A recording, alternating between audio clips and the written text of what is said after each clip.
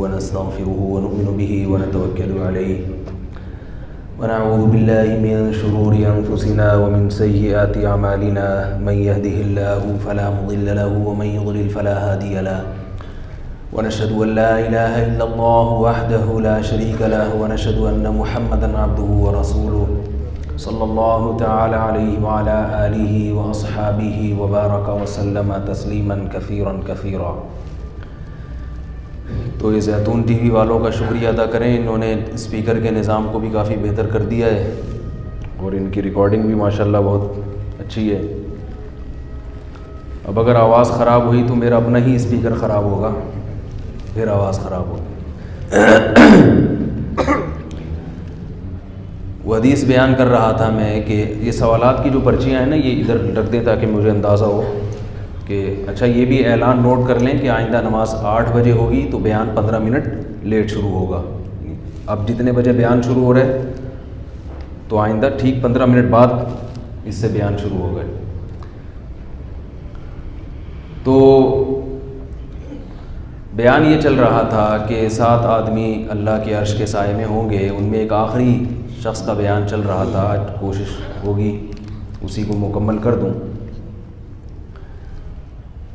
رجل ذکر اللہ خالیا ففاضت عیناہ، وہ شخص جو تنہائی میں اللہ کا ذکر کرے اور اس کی آنکھیں بہہ پڑے۔ اس پر میں بات کر رہا تھا کہ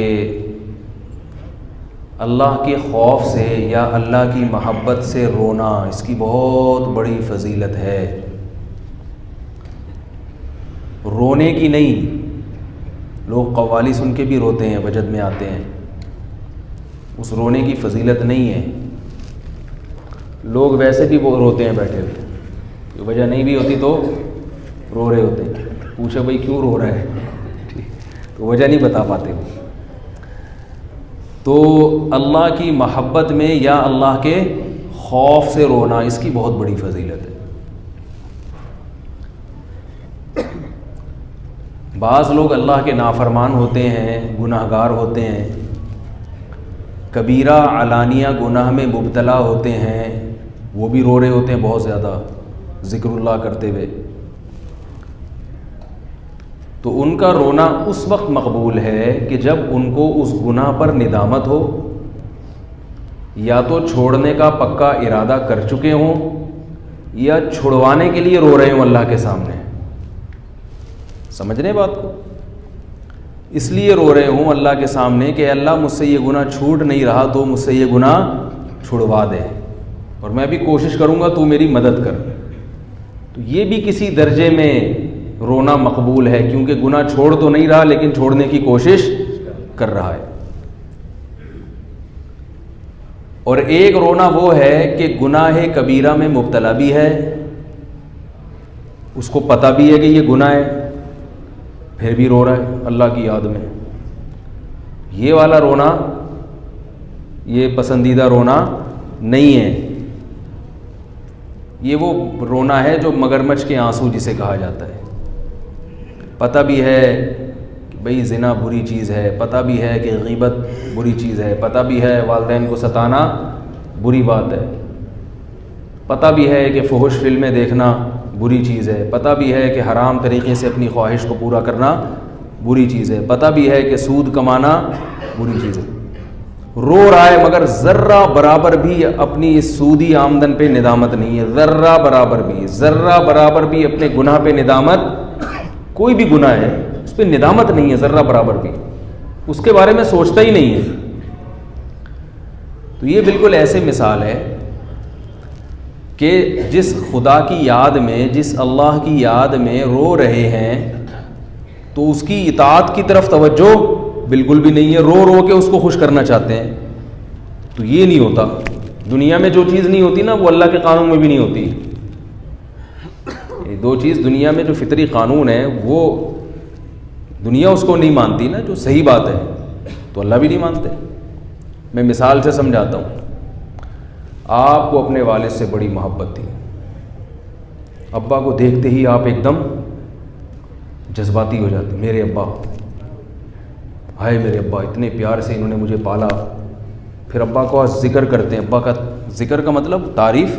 ہم جیسے ذکر کرتے ہیں تو اللہ کی تعریف کرتے ہیں نا, سبحان اللہ, کیا پاک ہے, ہر عیب سے پاک ہے. الحمدللہ, تمام تعریفیں کس کے لیے ہیں؟ اللہ کے لیے. اللہ کے جو اسماء حسنی ہیں وہ بھی اللہ کی تعریف میں. رحمان بھی ہے, رحیم بھی ہے, مغفرت کرنے والا, غفار ہے, کریم ہے, بہت زیادہ مہربان, ستار ہے, بہت زیادہ گناہوں پہ پردہ ڈالنے والا, رؤوف ہے, بہت رحم دل اپنے بندوں پر, مہربان.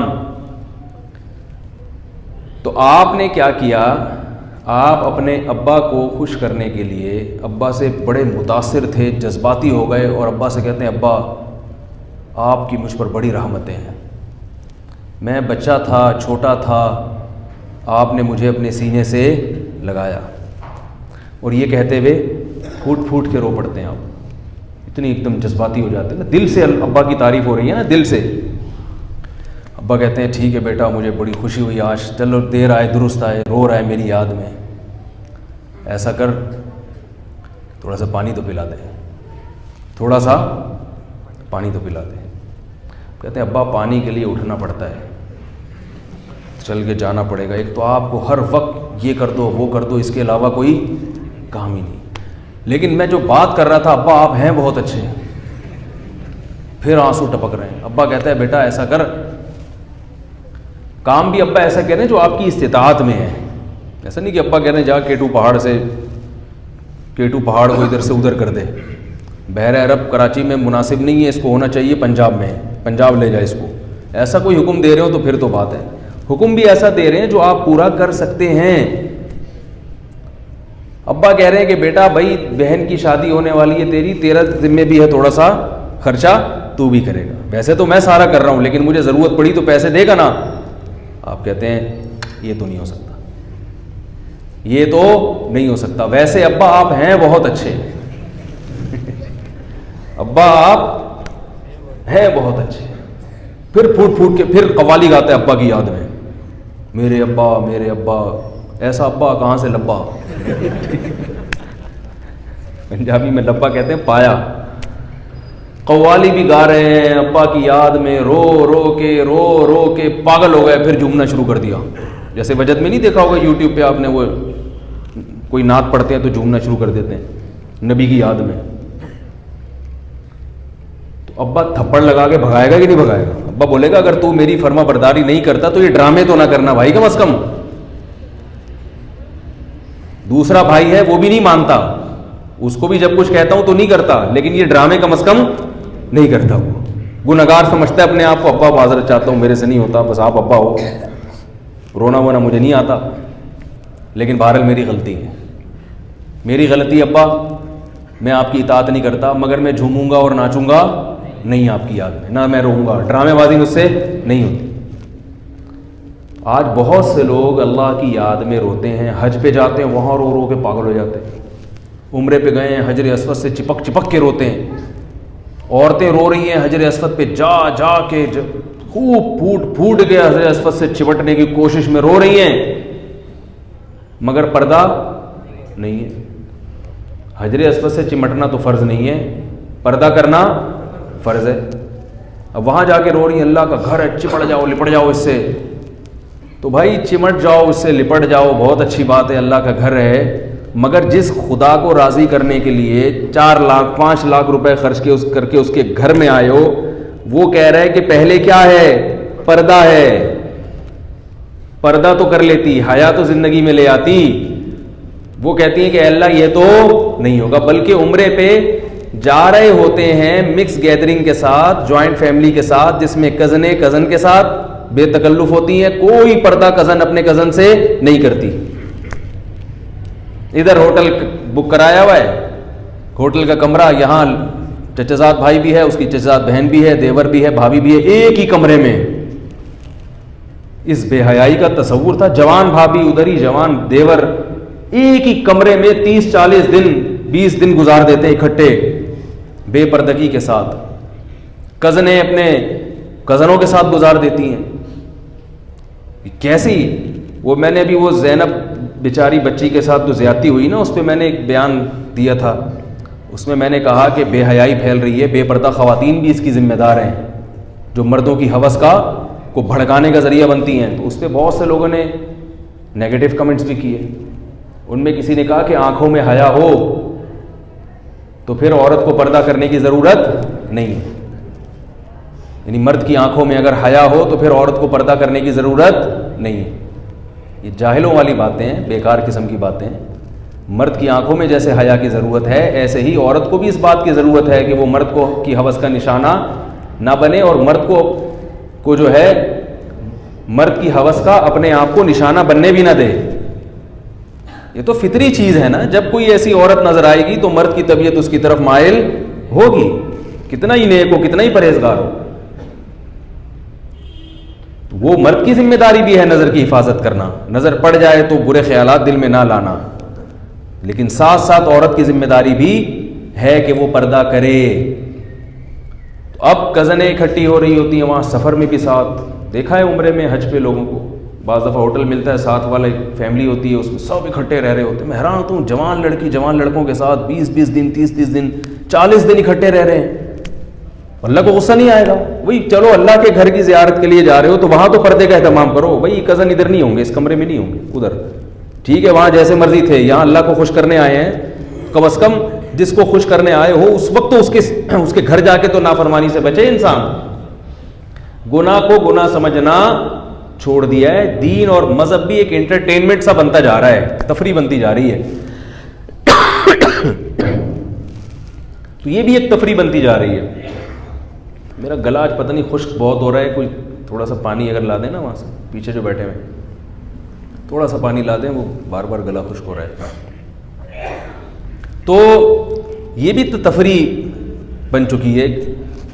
میں یہ نہیں کہہ رہا کہ حج نہ کریں, عمرہ نہ کریں, تو بہت بڑی عبادت ہے اللہ کے گھر کی زیارت کرنا, مگر اس میں ساتھ ساتھ اس بات کا اہتمام کہ جس کو خوش کرنے کے لیے جا رہے ہیں وہ کن چیزوں سے زیادہ خوش ہوتا ہے. تو آپ ابا کی مان نہیں رہے اور ابا کی یاد میں روتے چلے جا رہے ہیں, روتے چلے جا رہے ہیں, روتے چلے جا رہے ہیں. اس سے بہتر وہ بندہ ہے جو ابا کی اطاعت کر لے, رونے دھونے میں زیادہ ٹائم ضائع نہ کرے. ہاں پھر اگر رونا آئے گا اطاعت کے ساتھ, وہ رونا واقعی رونا ہوگا, اس میں ڈرامے بازی نہیں ہوگی. وہ یہ رونا ہوگا واقعی اس کو اپنے باپ سے, اپنی ماں سے محبت ہے.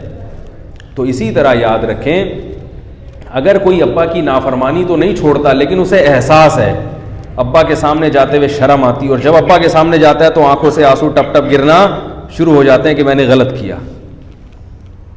یہ بھی کسی درجے میں قابل رحم ہے. اس کے آنسو بھی قبول ہوں گے اور اس کے آنسو اس سے گناہ انشاءاللہ چھڑوا دیں گے. اس کے یہ آنسو اگر یہ سچے آنسو ہیں تو ان کے سچے ہونے کی دلیل یہ ہے کہ یہ آنسو اس سے باپ کی نافرمانی چھڑوا دیں گے.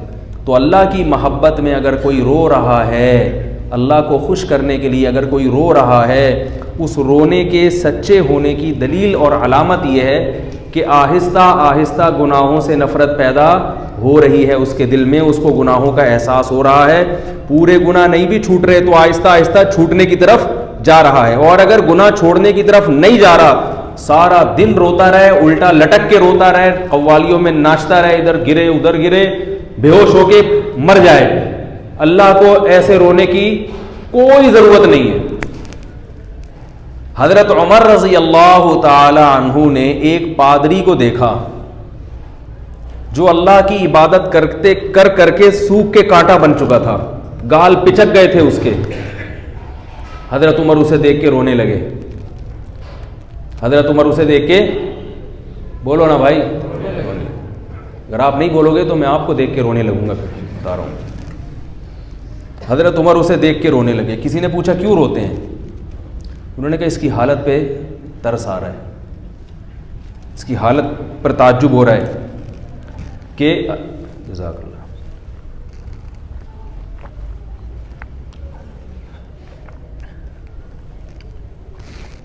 اس کی حالت پہ ترس آ رہا ہے. ترس کیا آ رہا ہے؟ کہ خدا کو راضی کرنے کے لیے اس نے دنیا چھوڑ دی, بیوی بچے چھوڑ دیے, جنگل میں چلا گیا اور اپنے آپ کو اتنا گھلا دیا, مگر جائے گا کہاں؟ جہنم کی آگ میں. کیوں؟ اللہ تو اس سے کم پہ راضی ہو گیا تھا. اللہ کہتا میرے پیغمبر پر ایمان لے آؤ اور جو وہ کہہ رہے ہیں ان کی اطاعت کر لو, وہ کرنے کے لیے تیار نہیں ہے. تحقیق کرنے کے لیے تیار نہیں ہے کہ تورات کو پڑھ کے دیکھ لے کہ اس میں محمد صلی اللہ علیہ وسلم کی کیا نشانیاں لکھی ہوئی ہیں. سچا نبی آ چکا ہے, اور خود عیسائیوں کے علماء گواہی دے رہے ہیں, جو سمجھدار علماء تھے وہ گواہی دے رہے ہیں. وشاہد شاہد من بنی اسرائیل, یہودیوں کے علماء گواہی دے رہے ہیں کہ وہی پیغمبر ہے جس کی تورات میں نشانیاں ملتی ہیں, اور مسلمان بھی ہو رہے ہیں. اولم تکن لہم آیۃ ان یعلمہ علماء بنی اسرائیل, اللہ فرماتے ہیں کیا تمہارے لیے اس میں نشانی نہیں ہے کہ بنی اسرائیل کے علماء محمد صلی اللہ علیہ وسلم پر ایمان لا رہے ہیں. اس سے پتہ چلتا ہے اہل حق علماء, ان کا عمل عوام کے لیے بذات خود دلیل ہوتا ہے, ان سے پھر مزید کسی دلیل کا مطالبہ لازم نہیں ہے, اور ان کے ذمے مزید کوئی دلیل لازم نہیں ہے. اللہ فرما رہے ہیں کہ بنی اسرائیل کے علماء, ظاہر اس سے صحیح علماء مراد ہے نا, جو شہوت پرست نہیں تھے. فرمائے بنی اسرائیل کے علماء محمد پر ایمان لا رہے ہیں صلی اللہ علیہ وسلم, تو کیا بنی اسرائیل کی عوام کے لیے یہ دلیل کافی نہیں ہے کہ تمہارے اہل حق علماء گواہی دے رہے کہ یہ اللہ کے نبی ہیں؟ تو حضرت عمر رضی اللہ تعالیٰ عنہ نے فرمایا کہ جائے گا کہاں؟ جہنم کی آگ میں. روتا رہے, سارا جسم گھلا دیا اس نے, فائدہ نہیں ہے کچھ. اللہ تھوڑے پہ راضی تھا کہ بھئی تھوڑا میرے طریقے کے مطابق تھوڑا کر لیتے, میں اس پہ خوش ہوں. اپنے طریقے سے زیادہ کرو گے تو میں اس پہ خوش نہیں ہوں گا, کیونکہ تم حضرت عیسیٰ کو اللہ کا بیٹا کہتے ہو, اللہ کو اس سے غصہ آتا ہے. آپ اپنے باپ کے ساتھ کسی اور کو شریک کر لو, اللہ کا کسی کو بیٹا کہہ دیا تو وہ بھی معبود ہو گیا نا, کیونکہ خدا کا بیٹا بھی تو اس میں الوہیت آ گئی نا.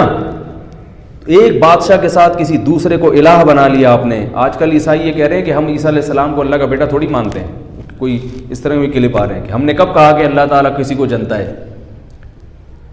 اللہ تو نہیں, اولاد نہیں جنتے اللہ تعالیٰ, ایسا نہیں ہے. اللہ تعالیٰ, یہ جو عیسائی ہے نا, یہ حضرت عیسیٰ کو, ان میں سے بہت سے یہ تو مانتے ہیں کہ اللہ نے جنا نہیں ہے, مگر یہ کہتے ہیں اللہ نے آپ کو اپنا بیٹا بنا لیا ہے. پھر اس پر سوال پیدا ہوتا ہے کہ جو جس کو بیٹا بنایا جائے وہ حقیقت میں بیٹا ہوتا نہیں ہے. بیٹا بات سمجھ میں آ رہی ہے آپ لوگوں کے؟ ہے بھائی, جس کو حقیقت میں بیٹا نہ بنایا جائے تو وہ تو منہ بولا بیٹا ہوتا ہے نا, حقیقی تو نہیں ہوتا. تو ہم کہتے ہیں چلو اللہ نے اگر محبت میں اپنا بیٹا قرار دے دیا تو حقیقی بیٹے تو نہ ہوئے نا. محبت کی وجہ سے اگر کسی کو بیٹا کہہ دیا جائے تو وہ تو پھر جو بھی محبوب ہوگا اس پر یہ اطلاق جائز ہوگا. یہ حضرت عیسیٰ کی کیا خصوصیت ہوئی پھر؟ تو وہ کہتے ہیں نہیں, یہ مجازن بیٹا نہیں ہے, ہیں حقیقی بیٹے لیکن جنا نہیں ہے. تو یہ عجیب سی چیزیں ہیں. جب بھی آپ باطل کی طرف جاؤ گے نا تو کہتے ہیں نا, ایک جھوٹ چھپانے کے لیے 100 جھوٹ بولنے پڑتے ہیں. تو ایک غلط عقیدہ اگر آپ گھڑتے ہو تو اس غلط عقیدے کو صحیح ثابت کرنے کے لیے کچھ مزید غلط فلسفے فرض کرنے پڑتے ہیں. بھائی بیٹا بنا لیا اس معنی میں کہ محبت سے ان کو بیٹا کہا, یا ان سے جیسے بیٹوں سے اچھا سلوک ہوتا ہے تو اللہ نے ان سے بھی اچھا سلوک کیا, تو اس کے تو ہم بھی قائل ہیں, اللہ پیغمبروں سے اچھا سلوک کرتے ہیں. تو وہ تو جو بھی پیغمبر ہے, موسیٰ علیہ السلام سے بھی اللہ کو محبت تھی, ابراہیم علیہ السلام سے بھی تھی, زیادہ سے زیادہ آپ یہ کہہ سکتے ہیں عیسائیوں کے مطابق کہ عیسیٰ علیہ السلام سے سب سے زیادہ تھی. وہ یہ کہتے ہیں نہیں, بیٹا بنایا اس معنی میں نہیں ہے کہ مجازی بیٹے ہیں حقیقی. اللہ معاذ اللہ حقیقی باپ ہے, اور عیسیٰ ابن مریم حقیقی بیٹے ہیں, مگر اللہ نے جنا نہیں ہے. تو بھائی حقیقی بیٹا تو وہی ہوتا ہے جس کو باپ, بیٹے کی ڈیفینیشن کیا ہے؟ آپ کسی کو لے کے آئے, یہ بچہ آ گیا, یہ زید نام ہے اس کا, آپ بولیں کہ بھائی یہ میرا بیٹا ہے, تو کہیں آپ کے یہاں پیدا ہوا ہے, آپ نے جنا نہیں؟ میں نے جنا نہیں ہے. کہاں سے لیا؟ بھائی یہ پڑوسیوں کا تھا تو میں نے اپنا بنا لیا اس کو. تو مطلب پڑوسیوں کا ہوا نا؟ یہ نہیں ہے پڑوسیوں کا, نہیں ہے, یہ میرا ہی. تو اچھا, یعنی آپ محبت کے جوش میں گویا کہ اپنا قرار دے رہے ہیں, حقیقت میں نہیں ہے. نہیں, حقیقی میں میرا ہے. تو ابے پھر پڑوسیوں سے کیوں لے کر آیا بھائی تو؟ جب تیرا ہے وہاں کیا کر رہا تھا یہ بھائی؟ تو پڑوسیوں سے کیوں لے کر آیا اس کو جب یہ تمہارا ہے؟ تو وہاں کیا کر رہا تھا یہ؟ کہہ رہے اصل میں یہ ہے تو انہی کا. تو جب ان کا ہے تو تمہارا نہیں ہے, تمہارا ہے تو ان کا نہیں ہے. عیسیٰ علیہ السلام اگر بغیر باپ کے پیدا ہوئے تھے تو ان کا کوئی باپ نہیں ہے, اور اگر باپ کی وجہ سے پیدا ہوئے تھے تو وہ باپ کہاں ہے؟ وہی ہوا نا جس نے جنا ہے.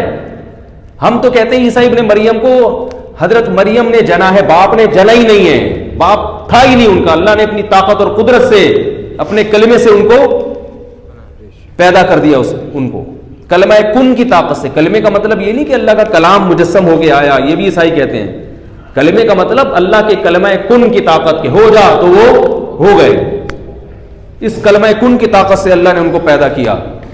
رہا یہ مسئلہ کہ یہ کیوں پیدا ہو گئے, بھائی بغیر باپ کے کیسے پیدا ہو گئے, یہ تو ہو ہی نہیں سکتا, اس کا مطلب اللہ ہی باپ ہے. تو اس کا اللہ نے بڑے آرام سے جواب دے دیا, بہت آسان, آرام سے نہیں یعنی آسان جواب دے دیا قرآن میں. فرمایا ان مثل عیسیٰ عند اللہ کمثل آدم, عیسیٰ کی مثال اللہ کے ہاں ایسے جیسے آدم کی مثال. عیسیٰ کی تو ماں تھی, آدم کے تو نہ ماں نہ باپ. تو جو خدا باپ اور ماں کے بغیر پیدا کر سکتا ہے وہ صرف ماں کے ذریعے نہیں پیدا کر سکتا. کتنا آسان جواب دے دیا. وہ پادری جا کے نبی سے پوچھتا کہ میرا نظریہ ہے عیسیٰ اللہ کے بیٹے ہیں, آپ کے پاس اس کے خلاف کیا دلیل ہے. آپ صلی اللہ علیہ وسلم یہ آیت پیش کر دیتے, پادری سمجھ جاتا کہ میں اب تک کس میں ہوں, گمراہی میں ہوں. اور اس کے علاوہ بھی نشانی ہے, صرف یہی تھوڑی ہے, خود قرآن بڑی نشانی ہے. جب یہی نجاشی تھا عیسائی بادشاہ, یہ بھی عیسائی تھا اور عیسائیوں کا بادشاہ تھا. بادشاہ جب کہیں مذہبی حکومت ہوتی ہے تو بادشاہ اپنے دین پر اور زیادہ مضبوط ہوتا ہے, کیونکہ اس کو پتا ہوتا ہے اگر میں اپنے دین سے ہٹا تو میری پوری عوام باغی ہو جائے گی. بادشاہ تو اور مضبوط ہوتا ہے اپنے دین پر, کیونکہ بادشاہ کے لیے ریورس گیئر مشکل ہے, پبلک نہیں چھوڑتی اس کو. پہلے عیسائی ریاستیں ہوا کرتی تھی, مذہبی حکومتیں ہوا کرتی ہیں, تو سیکولر لبرل حکومتیں, ایسا نہیں تھا پہلے, تو مذہبی حکومتیں ہوتی تھی. یہی نجاشی تھا, عیسائی تھا, مذہبی تھا, عیسائی مذہب پہ بہت مضبوط بادشاہ تھا. جب اس نے حضرت جعفر طیار کو بلایا تفتیش کے لیے کہ میں پہلے تحقیق تو کر لوں کہ جو نبی آیا ہے وہ جھوٹا ہے یا سچا ہے, اس نے حضرت جعفر طیار کو بلایا, وہ ادھر آؤ, سوالات پوچھنا شروع کیے. کیونکہ عیسائیوں کا عقیدہ ختم نبوت کا نہیں تھا. 600 سال تک عیسائی انتظار کرتے رہے ہیں کہ کوئی نبی آئے گا, مانتے تھے کوئی نبی آئے گا. اسی لیے نجاشی نے حضرت جعفر طیار کو بلایا. اگر نجاشی کا عقیدہ ختم نبوت کا ہوتا تو جعفر طیار کو بلا کے تحقیق کرتا, فوراً اپنی عدالت میں مقدمہ چلا کے کافر قرار دے دیتا, جیسے ہم نے قادیانیوں کو کافر قرار دے دیا, ہمارے اکابر نے, بزرگوں نے. لندن میں سہیل بابا صاحب ہوتے ہیں, میں ان کے والد صاحب کے بارے میں ڈیٹیل انشاءاللہ کسی وقت تفصیل سے بیان کروں گا. ابھی یہ چونکہ موضوع بہت اہم ہے, جلدی سے درمیان میں ایک چھوٹی سی بات آپ کو بتا دوں. اس وقت جرمنی میں, یورپ میں, خاص طور پہ جرمنی میں لوگ قادیانی بہت ہو رہے ہیں. وہاں قادیانی بہت زبردست پروپیگنڈا کر رہے ہیں اور لڑکوں کو قادیانی بنا رہے ہیں. کچھ دن پہلے ایک بندہ آیا میرے پاس کہ میرا بھائی قادیانی ہو گیا وہاں جرمنی میں, اللہ تعالیٰ سب کو محفوظ فرمائے. تو یہ جتنے بھی یورپ امریکہ میں رہنے والے لوگ ہیں, ان کے لیے میں یہ اعلان کر رہا ہوں کہ لندن میں سہیل بابا صاحب ہوتے ہیں, ان کے والد صاحب عبد الرحمن بابا, ان کی بہت بڑی خدمات ہیں ختم نبوت کے حوالے سے. میں ان کے بارے میں کبھی ان کی کچھ سیرت مختصر لفظوں میں بیان کروں گا انشاءاللہ. وہ ڈیلے ہوتی چلی آ رہی ہے, تو ابھی چونکہ موضوع چینج نہ ہو جائے, تو جتنے بھی یورپ میں رہنے والے لوگ ہیں, امریکہ میں رہنے والے لوگ ہیں, وہ ان سے رابطہ کر سکتے ہیں. کہیں بھی کوئی ایسی تحریک ہے جو اس طرح کے قادیانی کہیں وہ کر رہے ہو نا, تو ان کی بہت خدمات ہیں ان کی, تو ان سے رابطہ کریں. وہ انشاءاللہ فوراً اس کے اشکالات کو بھی دور کریں گے جو قادیانیت کی طرف جا رہا ہے, اور قادیانیوں کا اصلی چہرہ بھی انشاءاللہ ان کو دکھائیں گے. ٹھیک ہے نا. تو لندن میں ہوتے ہیں سہیل بابا صاحب, جو بھی بیان تو میرا یورپ USA وغیرہ میں بھی جاتا ہے, تو جہاں بھی وہ لوگ ہیں, UK میں, یورپ میں, کہیں بھی ہیں, تو وہ سہیل بابا صاحب سے رابطہ کر سکتے ہیں. اب ان کا نمبر کیا ہے وہ اس وقت میرے ذہن میں نہیں ہے, میرے موبائل میں پڑا ہوا ہے. ٹھیک ہے, مجھے یاد نہیں, مجھے اب یہ نہیں کہ انہوں نے مجھے پرمیشن دی ہے, تو وہ میرا خیال ہے جب یہ YouTube کا کلپ بنے گا تو میں ان سے پرمیشن لے کے اسی کلپ میں ڈال دوں گا. باقی یہ عارضی کلپ ہے, میں ڈیٹیل میں ان کے والد صاحب کی خدمات انشاءاللہ بیان کروں گا, ان کا بڑا کردار ہے. خیر, اہل حق علماء میں سے. تو اب دیکھو نجاشی تھا, نجاشی بھی عیسائیوں کا بادشاہ تھا. اس نے حضرت جعفر طیار رضی اللہ تعالیٰ عنہ کو بلایا. ختم نبوت کا عقیدہ نہیں تھا تبھی تو بلایا نا تفتیش کے لیے.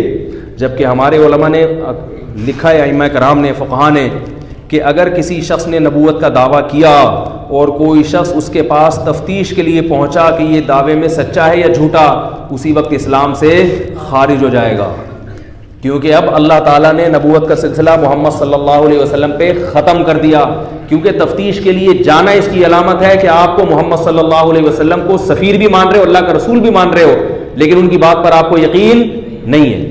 تو یہ نعمت اور یہ فضیلت، یہ اعزاز صرف اور صرف محمد صلی اللہ علیہ وسلم کو حاصل ہے۔ آپ صلی اللہ علیہ وسلم نے فرمایا اللہ نے مجھے پچھلے پیغمبروں پر 7 چیزوں میں فضیلت دی ہے، 7 چیزوں میں۔ وہ 7 چیزیں کبھی بیان میں بتاؤں گا میں، لیکن ان میں سے ایک چیز کیا ہے؟ انا خاتم النبی ولا نبی بعدی، مہر لگا دی بس۔ حتیٰ کہ فرمایا لو کان موسیٰ حیا لما وسعنی الا اتباع، لما وسعہ الا اتباعی، کہ اگر موسیٰ علیہ السلام بھی زندہ ہو کر آ جائیں تو میری اتباع کیے بغیر موسیٰ کلیم اللہ کی نجات بھی نہیں ہوگی۔ موسیٰ علیہ السلام جو کوہ طور پر اللہ سے ہم کلام ہوتے تھے نا، جب آئیں گے تو وہ یہ دیکھیں گے کہ رسول اللہ صلی اللہ علیہ وسلم کی کیا شریعت ہے۔ قرب قیامت میں جب حضرت عیسیٰ علیہ السلام نازل ہوں گے تو وہ نبی تو ہوں گے مگر نبوت کے طور پہ نازل نہیں ہوں گے، سمجھ رہے ہو بات کو؟ وہ بطور نبی نازل نہیں ہوں گے، بلکہ کیا نازل ہوں گے؟ کس طور پہ نازل ہوں گے؟ وہ بطور کمانڈر، بطور مجاہد، لڑائی کے لیے، جہاد کے لیے۔ پھر پوری دنیا میں کیا کریں گے؟ جہاد کریں گے۔ اور ہم لوگ کیا کریں گے؟ پیڑے کھائیں گے۔ خیر، اب اس پر قادیانی اشکال کرتے کہ جب نبی نہیں آئے گا تو عیسیٰ بن مریم کیوں آئیں گے؟ تو میں اس کو یہی چھوڑ رہا ہوں ادھورا، اس کے معقول جوابات ہیں، لیکن میں اس لیے چھوڑ رہا ہوں کہ میرا موضوع پھر رہ جائے گا جو بات لے کے میں چلا ہوں، ٹھیک ہے نا؟ تو اب یوٹیوب پہ لوگ طنز نہ کرنا شروع کر دیں، ابے یہ کیا، ابے یہ تو دلیل ہی ادھوری ہے۔ تو بھائی ہم نے کب کہا کہ ہم نے پوری دلیل دی ہے؟ ہم ابھی دلیل آدھی دے رہے ہیں، پوری دیں گے تو پھر 1 گھنٹہ اسی میں اور شروع ہو جائے گا۔ تو نجاشی جو تھا، نجاشی نے حضرت جعفر طیار کو بلایا، دیکھوں تفتیش تو کروں کہ ان کی قوم نے ان کو نکالا ہے اور یہ ہمارے پاس پناہ لے کے آئے ہیں، تو میں تفتیش تو کروں کہ میں جن لوگوں کو پناہ دے رہا ہوں وہ اپنے قوم کے باغی ہیں، اپنے باپ دادا کے دین کو چھوڑ کر بھاگے ہوئے ہیں، تو میں ان کو لٹکا دوں گا، ماروں گا، ان کو واپس کر دوں گا۔ اور اگر یہ حق پر ہیں، جس نبی کی نبوت پر ایمان لا رہے ہیں وہ سچا ہے، تو پھر میں اس کی مخالفت، کیونکہ نبی کس کا سفیر ہوتا ہے؟ اللہ کا۔ اب اگر نجاشی وہاں یہ تفتیش کرنے کیے بغیر بیٹھ کے رونا دھونا شروع کر دیتا، حضرت جعفر طیار کو بلاتا، بولتا تفتیش رہی بعد میں ہوتی رہے گی، تم لوگ یہاں بیٹھو، مہمان کا اکرام ہے، کھاؤ پیو، میں رو رہا ہوں بیٹھ کے اللہ کی یاد میں تھوڑی دیر کے لیے۔ میرا روزانہ اتنے بج کے اتنے منٹ پر کس کا معمول ہے؟ رونے کا معمول ہے۔ تہجد پڑھتا ہوں، اس میں گڑ گڑا کے روتا ہوں۔ اور پھر قوالی ہوگی یہاں پہ، اس میں بڑے ہمارے ایک ہیں سلسلہ عالیہ چشتیہ نقشبندیہ شاذلیہ کے، وہ بہت، ویسے یہ چشتیہ قادریہ جو اصل سلسلے یہ قوالی نہیں کرتے، پہلے بتا دوں، ہر آدمی نے اپنے آپ کو چشتی قادری بنایا ہوا ہے، ٹھیک ہے؟ تو وہ آ رہے ہیں وہاں سے، تو وہ بھی قوالی کی محفل ہوگی، بیٹھنا بیٹھو ورنہ پتلی گلی سے نکلو۔ پھر روتا اللہ کی یاد میں، تو پاگل ہوتا نا، بیوقوف۔ ارے بھائی، جس اللہ کو خوش کرنے کے لیے تو روتا ہے، کسی شخص نے دعویٰ کیا ہے کہ میں اس اللہ کا سفیر ہوں، اب اگر وہ سچا ہے تو آپ نے اس کے بارے میں اگر تفتیش نہیں کی تو اس کا مطلب اللہ کا پیغام کوئی لے کر آیا اور آپ نے اس کی طرف کان دھرا ہی نہیں۔ دیکھو ایس ایچ او صاحب آئے آپ کے پاس، ایس ایچ او کا کوئی نمائندہ ہے، ڈی ایس پی کا نمائندہ آیا آپ کے پاس، کوئی بندہ آیا اور وہ کہہ رہے آپ کو ڈی ایس پی صاحب نے بلایا ہے، آپ کان میں روئی ٹھوس کے بیٹھ گئے، بولے کون ہے؟ میں نہیں جانتا بھائی تیرے کو۔ تو بھائی تم نہیں جانتے تو تفتیش کرو نا، ڈی ایس پی صاحب کو فون کرو، لوگوں سے پوچھو واقعی ان کا نمائندہ بھی ہے یا نہیں ہے۔ آپ اس کی بات کو اہمیت دے ہی نہیں رہے ہیں۔ پھر تھوڑی دیر میں جب ایس ایچ او صاحب آئیں گے، بولیں گے میں تمہیں 1 گھنٹے سے بلا رہا ہوں، میں نے اپنے تھانے سے اپنا بندہ بھیجا، اس کے پاس سرٹیفکیٹ تھا، میرے سگنیچر تھے اس کے پاس کہ بھائی یہ میں نے ہی بھیجا ہے، وہ نوٹس، یہ عدالت کی مثال ہے، عدالت سے سمن آیا، نوٹس آیا کہ عدالت نے آپ کو بلایا ہے، آپ کہیں تو کون ہے بھائی میرے پاس ٹائم نہیں ہے، وہ کہے بھائی مجھے سپریم کورٹ نے بھیجا ہے، آپ کے خلاف قتل کا کیس ہے، آپ کو عدالت نے بلایا، میں عدالت کی طرف سے نمائندہ ہوں، سفیر ہوں، سمن لے کر آیا ہوں۔ آپ کہیں جاؤ بھاڑ میں نہیں آ رہا، میں نہیں آ رہا بھائی، اور میں نہیں آ رہا نہیں، میں تمہارے بارے میں تفتیش ہی نہیں کر رہا کہ تم عدالت کی طرف سے آئے ہو یا نہیں آئے ہو، کیونکہ میرے اپنے کام بہت ہیں، بہت اہم کام۔ اس وقت سب سے اہم کام کیا ہوگا کہ آپ تفتیش کرو یہ عدالت کا نمائندہ ہے یا نہیں ہے۔ سب سے اہم ترین کام یہ ہوگا، سارے کاموں کو چھوڑ، اگر آپ کو واش روم کا تقاضا ہوگا نا، بولے گے یار 10 منٹ میں آتا ہوں، پلیز جانا نہیں یہاں سے یار، 10 منٹ میں آتا ہوں، بہت ایمرجنسی ہے، لیکن پلیز یہاں سے جانا نہیں، کیونکہ مسترد کر دینے کا مطلب ہے کہ عدالت کے حکم کو ریجیکٹ کر دیا۔ تو آپ اس وقت تفتیش کریں گے. اگر وہ بندہ صحیح ہے تو آپ عدالت کے نوٹس کا جواب دیں گے. صحیح نہیں ہے چترول لگائیں گے آپ اس کے کہ تو لوگوں کو الو بنا رہا ہے. فوراً شکایت کریں گے تھانے میں کہ SHO صاحب ایک بندہ آپ کا نام استعمال کر کے آپ کی طرف سے لوگوں کو نوٹس دیتا پھر رہا ہے. تو آپ پھر اس کو ذلیل کرنے کی, رسوا کرنے کی ہر ممکن کوشش کریں گے. اگر آپ میں غیرت ہوگی یا آپ SHO کی نظر میں نمبر بنانا چاہتے ہوں گے. تو اسی طرح یاد رکھو قادیانیوں کو, میں نہیں کہہ رہا لڑائی جھگڑا کریں, بد زبانی کریں, بد کلامی کریں, لیکن ان کو ہر موقع پر ان کے مذہب کو باطل قرار دینا, مرزا غلام احمد کی نبوت کو جھوٹا قرار دینا, جہاں بھی موقع ملے اس موقع کو ہاتھ سے ضائع کر دینا جائز نہیں ہے. کیونکہ اللہ کے سفیر کی, اللہ کے نبی کی نبوت پہ ڈاکہ مارا ہے, معمولی جرم تھوڑی ہے. نبی صلی اللہ علیہ وسلم قیامت کے دن گریبان پکڑ لیں گے کہ میری نبوت پہ ڈاکہ مارا, اور اللہ پکڑے گا کہ میری طرف سے جھوٹا سفیر بن کے آیا, اور تمہارے اندر صلاحیت تھی, استطاعت تھی. ہر آدمی میں ہر طرح کی صلاحیت نہیں ہوتی, جس کا جو کردار ہے وہ اتنا کر سکتا ہے. علماء کی الگ خدمات ہوں گی, اس میں عوام کا الگ ہوگا, ہر ایک کی جس میں جتنی صلاحیت ہے وہ حساب سے کرے گا. اور ہمارے یہاں الٹا قادیانیوں کو گلے لگا رہے ہیں, دوستیاں کر رہے ہیں. ہم سے لوگ پوچھتے ہیں کہ قادیانیوں سے دوستی لگانا جائز ہے, کہتے ہیں جائز نہیں ہے. کیوں؟ وہ بھی تو انسان ہے, انسانیت کا رشتہ پہلے ہے, مذہب کا رشتہ بعد میں. یہ ڈرامے بازی آج کل بہت چل رہی ہے کہ بھئی سب سے پہلے تو انسانیت کا رشتہ ہے, پھر کس کا رشتہ ہے؟ مذہب کا. یہ ڈائلاگ ہیں جو سننے میں بڑے خوبصورت ہیں. سب سے پہلے انسانیت کا رشتہ نہیں ہے, سب سے پہلے انسان اور خالق کا رشتہ ہے. نہیں آ رہی بات میرا خیال ہے. جس نے ہمیں بنایا اس کا رشتہ پہلے ہے, اور جو بنے ہوئے ہیں ان کا رشتہ جس نے مجھے بنایا. میری ذمہ داری ہے سب سے پہلے اس کو خوش کروں, پھر بعد میں آپ کو خوش کروں میں, کیونکہ آپ کے مجھ پر وہ احسان نہیں ہے جو بنانے والے کے ہیں. تو خالق کا رشتہ پہلے. خالق اپنے دشمنوں سے دوستی پر خوش نہیں ہوتا, چاہے وہ انسان ہی کیوں نہ ہو, چاہے وہ انسانیت کا لیبل لگا کے گھوم رہے ہو. خالق کہتا ہے میں پہلے ہوں. اس کی مثال ہے بہن بھائیوں کا رشتہ پہلے ہوتا ہے یا والدین کا؟ آپ بھائی کو خوش کر رہے ہو, باپ کو ناراض کر رہے ہو, اور دلیل یہ دے رہے ہو کہ بھائی سب ہم بہن بھائی ہیں, ان کا رشتہ پہلے ہوتا. نہ بھائی, باپ کا رشتہ پہلے ہے, اس کو پہلے خوش کرنا پڑے گا, پھر بھائی بہنوں کو خوش کرنا پڑے گا. بھائی بہنوں کو خوش کرنے سے بھی باپ خوش ہوتا ہے, اسی طرح انسانوں کو خوش کرنے سے بھی اللہ خوش ہوتے ہیں. لیکن جہاں اللہ نے پابندی لگا دی وہاں اللہ خوش نہیں ہوتے. عام کافروں کو خوش کرنے پر بھی ثواب ملے گا, ان کے ساتھ اچھا سلوک کرنے کا قرآن نے حکم دیا ہے باقاعدہ, سوائے ان کے جو اسلام دشمن ہیں, جو دشمنی نہیں کر رہے, آپ سے لڑ نہیں رہے ہیں. تو قرآن نے کہا لا ینہاکم اللہ عن الذین یقاتلوکم فی الدین ولم یخرجوکم من دیارکم, جن لوگوں نے تمہیں تمہارے گھروں سے نہیں نکالا اور تم سے لڑتے نہیں ہیں, تو اللہ فرماتے ہیں ان سے حسن سلوک سے اللہ تمہیں منع نہیں کرتے, بلکہ ان اللہ یحب المقسطین, اللہ انصاف کرنے والوں کو پسند کرتے ہیں. صحابہ کرام میں خود نبی صلی اللہ علیہ وسلم یہودیوں کو ہدیہ بھیجا کرتے تھے. ہاں جو میدان جنگ میں لڑ رہا ہے یا جو ہے نا وہ مسلمانوں کو قتل کروا رہے ہیں, خاص یہ بھی یاد رکھو کسی قوم میں اگر کچھ لوگ غلط کر رہے ہو تو اس سے پوری قوم سے دشمنی جائز نہیں ہو جاتی. آج کل لوگ اس میں بھی غلو کرتے ہیں.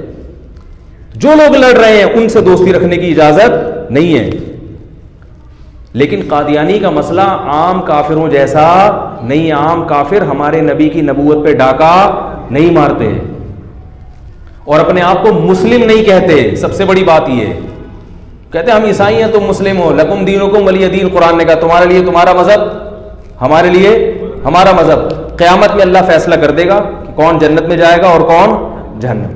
فیصلہ تو دنیا میں بھی کر دیا ہے, لیکن اس فیصلے پر عمل درآمد والا جو فیصلہ ہوگا وہ کب ہوگا؟ قیامت میں. دنیا میں کسی کافر کو تنگ کرنے کی اجازت نہیں ہے. لیکن قادیانیوں کا معاملہ جہاں تک ہے کہ انہوں نے جھوٹے نبی کو لا کر ہمارے نبی کی شریعت کو مشکوک بنانے کی کوشش کی ہے. عیسائیوں سے ہماری شریعت الگ ہے. عیسائی جانتے ہیں اسلام الگ چیز ہے اور عیسائیت الگ چیز ہے. ہندو کہتا ہے اسلام الگ چیز ہے, ہندو مذہب الگ چیز. سکھ کہتا ہے اسلام الگ اور سکھ مذہب الگ. لیکن قادیانی کہتا ہے نا, اصل اسلام کون سا ہے جو ہم پیش کر رہے ہیں؟ جو محمد صلی اللہ علیہ وسلم لائے وہ اصل اسلام نہیں ہے. آپ کہیں گے نہیں وہ بھی تو, ان کا بھی تو کلمہ وہی ہے, ان کا بھی سب کچھ وہی ہے. بھائی ایسا نہیں ہے. جب کسی کو نبی مان لیا نا تو اس کا مطلب اب اس کا سکہ چلے گا, ان کا نہیں چلے گا. اس پر کہنے کے لیے اور بہت کچھ ہے, پھر قادیانی اشکال کرتے ہیں, پھر اس کا جواب وہی بات ہے, موضوع نہیں ہے تو ابھی میں اس کو آگے نہیں لے کے جا رہا. تو قادیانیوں کا جو جرم ہے وہ، میں یہ نہیں کہہ رہا کہ لڑائی کرو ان سے، کسی کا مال چھیننا، کسی کو تکلیف دینا، اس کی اجازت نہیں ہے، اس سے ملک میں فساد پھیلتا ہے. یہ بھی نہیں کہہ رہا کہ آپ بد اخلاقی سے بات کریں ان سے، یہ بھی نہیں کہہ رہے کہ بدتمیزی سے بات کریں، یہ بھی نہیں. دوستیاں نہ لگائیں.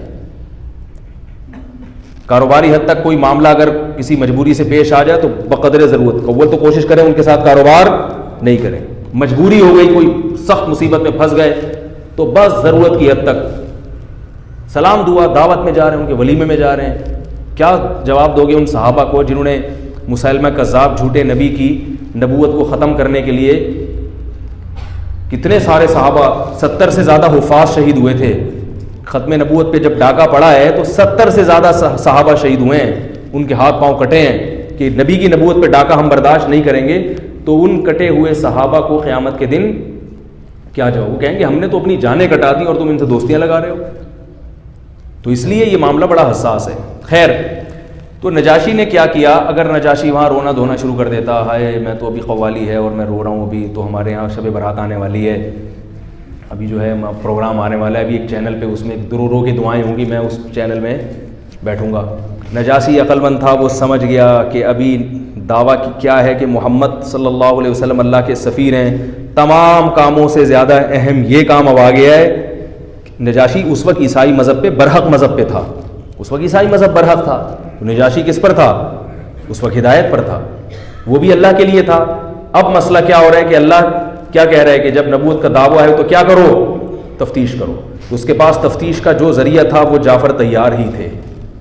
حضرت جعفر طیار جو نبی کے چچا زاد بھائی تھے، اور کتنا عقل مند تھا، اس کو پتا تھا کہ جعفر طیار یہ وہ شخص ہیں جنہوں نے قربانی دی ہے اور ان کو جلا وطن کر دیا گیا. یہ صحیح بتائیں گے، یہ قربانی دے کر آئے ہیں. اگر ایسے شخص ہوتے نا کہ جو نبی کے دین کو قبول کر لیا اور ان کو بنگلہ بنا کے دے دیا گیا، تو اس کا مطلب پھر یہ علامت ہوتی کہ جس نبی کی طرف بلا رہے ہیں وہ سچا نبی نہیں ہے. یہ تو پیسے دے کے لوگوں کو بلا رہے ہیں. وہ پتا تھا کہ یہ ان کا اخلاص ہے کہ انہوں نے جس کو نبی قرار دیا تو واقعی دل سے قرار دیا ہے، ورنہ یہ اس کے لیے اتنی قربانی دینے کے لیے تیار، بولو بھائی، نہیں ہوتے، تیار نہیں ہوتے. اب ان سے بلا کے پوچھو تم نے کیا سوچ کے اتنی قربانی دی ہے؟ بھائی تمہیں جلا وطن کر دیا. تم یاد رکھو آج کل جو ملکوں سے محبت ہوتی ہے نا، وہ اس زمانے کی محبت کا 1000واں حصہ بھی نہیں ہے. کیونکہ وہ لوگ اپنے وطن سے، اپنے علاقوں سے محبت کرتے تھے صدیوں سے. جو جس جگہ آباد ہو اور وہاں بیت اللہ بھی ہو، بیت اللہ کی چابیاں ان لوگوں کے پاس ہوں، ان کو اس ملک سے نکال دیا جائے، ان پہ کیا قیامت گزرتی ہوگی. لیکن نبی کے کہنے پر انہوں نے اس پر بھی عمل، اس پر بھی آمادہ ہو گئے. اس کا مطلب ہے اخلاص سے ایمان قبول کیا انہوں نے. تو حضرت جعفر طیار کو بلایا نجاشی نے، اور پادریوں کو بھی بلایا، بھائی آؤ سب لوگ سن لو ان کی تقریر، سب تحقیق کرو مل کے. تو ان میں جو لوگ تھے، اچھے لوگ تھے، وہ پادری بھی، وہ چاہتے تھے ہر جگہ ہر قوم میں، یاد رکھو جب پادریوں میں اچھے لوگ ہو سکتے ہیں تو کیا مولویوں میں نہیں ہو سکتے؟ فیس بک پہ ایک طوفان بدتمیزی، کوئی بات کر دو. میں نے اپنے خلاف جب گالیاں سننی ہو نا تو میں فیس بک کے کچھ مخصوص پیجز ہیں، ان میں جا کے دیکھتا ہوں میرے بارے میں کیا کمنٹس آ رہے ہیں. کیونکہ بچپن سے ہم نے کبھی گالی سنی نہیں. مدرسے میں گئے، جہاں محلے میں جاتے تھے احترام ہوتا تھا، مولوی صاحب. گھر میں جاتے تھے، جب سے مدرسے میں نہیں تھے تو اس گھر میں عزت نہیں، مدرسے میں گئے تو گھر میں بھی تھوڑی سی عزت شروع ہو گئی. وہی ہفتے میں آ رہا بچہ پڑھ رہا ہے ماشاء اللہ. لیکن اللہ نے فیس بک کے ذریعے عزت کا سنتا ہوں ایسی گالیاں. تو کوئی کہہ رہے ہیں ان کو جلن ہو رہی ہے، کوئی ان کو تکلیف ہو رہی ہے. میں خوش اس لیے ہوتا ہوں کہ آدمی تمیز سے رہے تو اچھا ہے نا. تھوڑی سی یہ والی بھی باقاعدہ گالیاں میں زیادہ شوق سے پڑھتا ہوں. اپنے آپ کو بتاتا ہوں بھائی تو دیکھ لے تیری اوقات. اس سے آدمی جو ہے نا ذرا اعتدال سے رہتا ہے. تعریفیں سن کے آدمی اپنی اوقات بھول جاتا ہے. اس لیے بعض علماء ایسے ہیں جو ہر وقت ان کی عزت بہت ہوتی ہے. میری ان سے بے تکلفی ہے، اپنے ہم عمر ہیں. تو لوگ کہتے ہیں، وہ کہتے ہیں ہمارا بیان لوگ اتنے شوق سے سنتے ہیں اور اتنے بڑا مجمع ہوتا ہے. میں ان سے کہتا ہوں کبھی اپنا بیان یوٹیوب پہ ڈالو. ابھی تو جتنے لوگ آ رہے ہیں نا عقیدت میں سب ہاں کر رہے ہیں، اور آپ جو مرضی پھینکتے رہو بیٹھ کے، لوگ لپیٹ رہے ہیں بیٹھ کے. ٹھیک ہے نا، لوگ وہی شاپر میں گھر ڈال کے لے جاتے ہیں. آپ ذرا بیٹھ کے میڈیا کے سامنے بات کرو. وہ میڈیا کو حرام کہتے ہیں بالکل. میں نے کہا ذرا بات کریں، آپ فیس بک پہ یوٹیوب پہ اپنے بیانات ڈالیں، پھر دیکھیں یہ جو آپ بیان کر رہے ہیں. مجھے پتا تھا وہ بیان صحیح نہیں کر رہے. صحیح نہیں کرنے کا مطلب یہ نہیں کہ خلاف شرع کر رہے ہیں، کر تو شریعت کے مطابق رہے ہیں، لیکن عوام کی ریکوائرمنٹ کے حساب سے تھوڑا سا گڑبڑ ہو رہی ہے. اس میں کچھ چیزیں ایسی ہیں جو ہر ایک کو ہضم نہیں ہوتی. تو ایک ان کے علاقے کے ان کی مسجد کے لوگوں کو تو ہضم ہوتی ہیں, وہ تو ایک مخصوص طبقہ ہے, لیکن وہ بین الاقوامی سطح پہ جب وہ بات کریں گے تو وہ بات مسترد کر دی جائے گی, جب وہ بڑے پیمانے پر بات جائے گی. تو میں نے ان سے کہا اپنا بیان یوٹیوب پہ ڈالیں پھر دیکھیں کیا ہوتا ہے.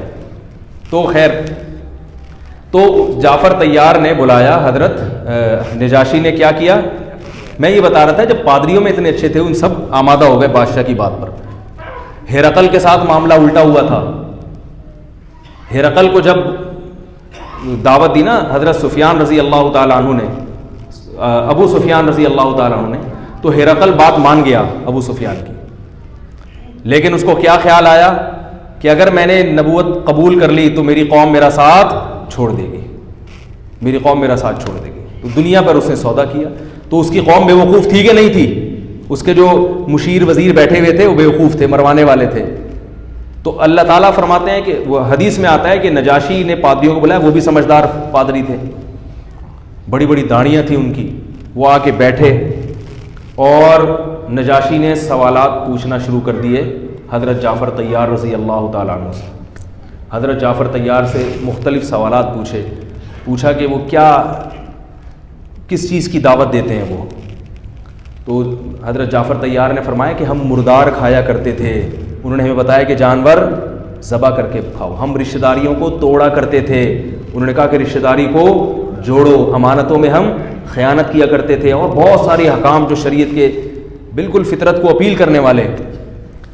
نجاشی نے پوچھا کہ اچھا یہ بتاؤ کہ ان کے باپ دادا میں کوئی بادشاہ گزرا ہے؟ انہوں نے کہا نہیں, بادشاہ نہیں گزرا.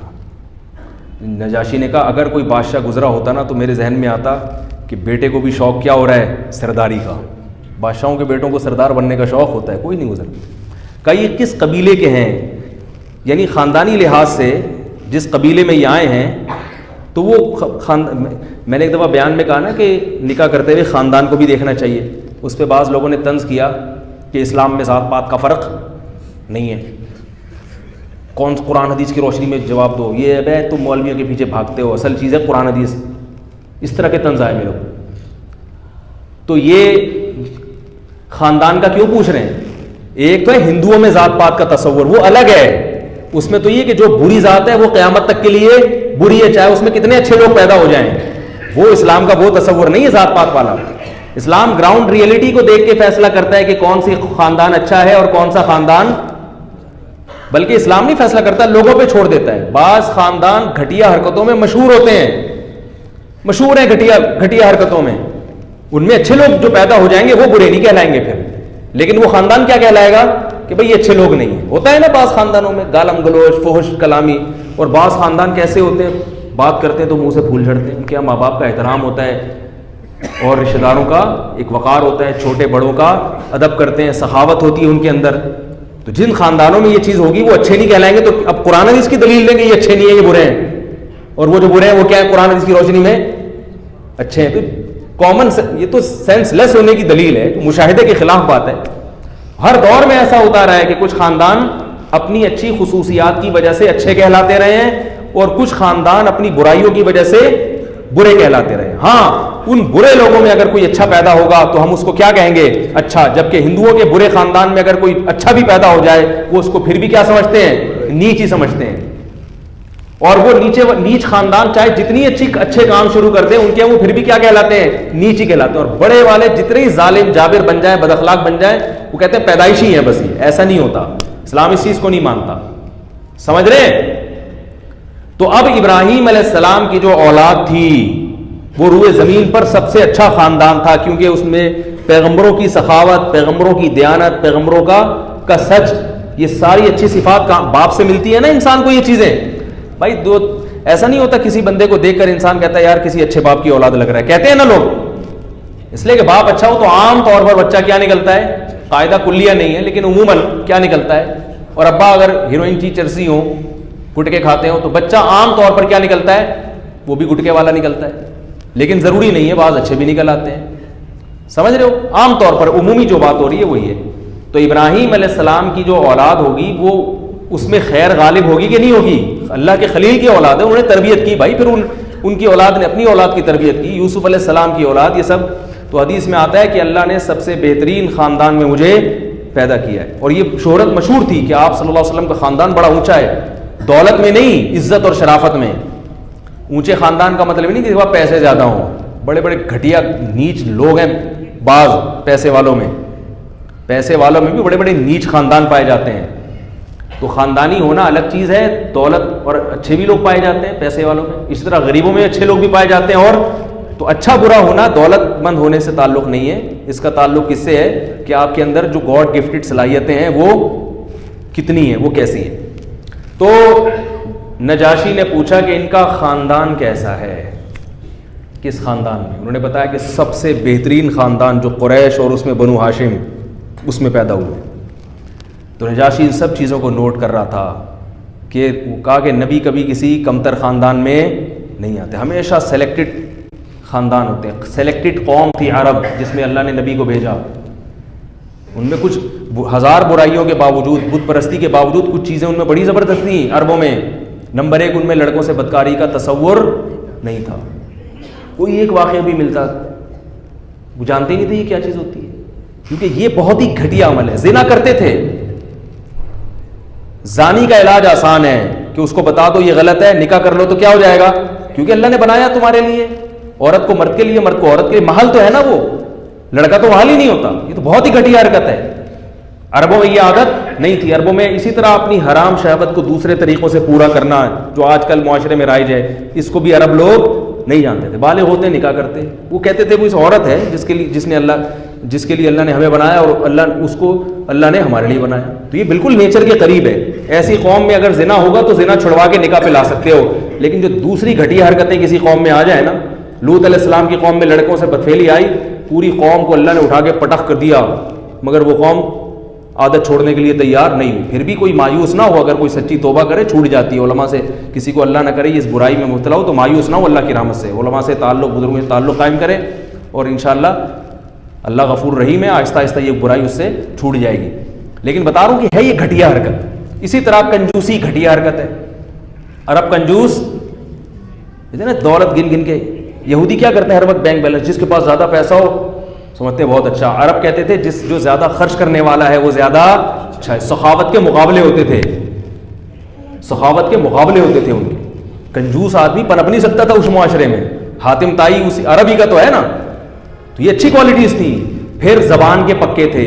عربوں میں منافقت نہیں تھی, یہودیوں میں منافقت تھی. منافق مدینہ میں ہے, جو ابراہیم علیہ السلام کی اولاد تھی اس میں منافق نہیں تھے. پکا کافر یا پکا مسلمان. دشمنی ہے تو تمیز سے دشمنی کریں گے. ابو لہب آخر وقت تک دشمنی کرتا رہا ہے, اور جو مسلمان ہوئے وہ پکے مسلمان ہو گئے, درمیان میں نہیں ہوئے. لیکن یہودی کیا کرتے تھے, ادھر آئے ہیں تو مسلمان ہیں, ادھر آئے, دوغلی پالیسیاں, ڈبل زبانیں. عربوں میں ڈبل زبانیں نہیں تھی. غیرت تھی ان میں, غیرت کا غلط استعمال ہو رہا تھا, مگر غیرت تو تھی نا. بیٹی کو زندہ دفن کر دیتے تھے کہ داماد نہ بنانا پڑے. غیرت تھی مگر غلط استعمال ہو رہی تھی. اسلام نے آ کے اس غیرت کا زاویہ چینج کر دیا. غیرت ہی نہ ہو تو پیدا کرنا بڑا مشکل ہے. غیرت ہی نہ ہو تو پیدا کرنا بڑا مشکل. وہ ایک آدمی قصہ سنا رہا تھا نا, چھوڑو کہ زیادہ لمبے قصے ہو جاتے ہیں. تو غیرت ہی نہیں ہے. آپ کی بہن کسی کے ساتھ بھاگ گئی, کیا ہوا یار, انسان ہے وہ بھی, اس کا بھی حق ہے بھاگنے کا.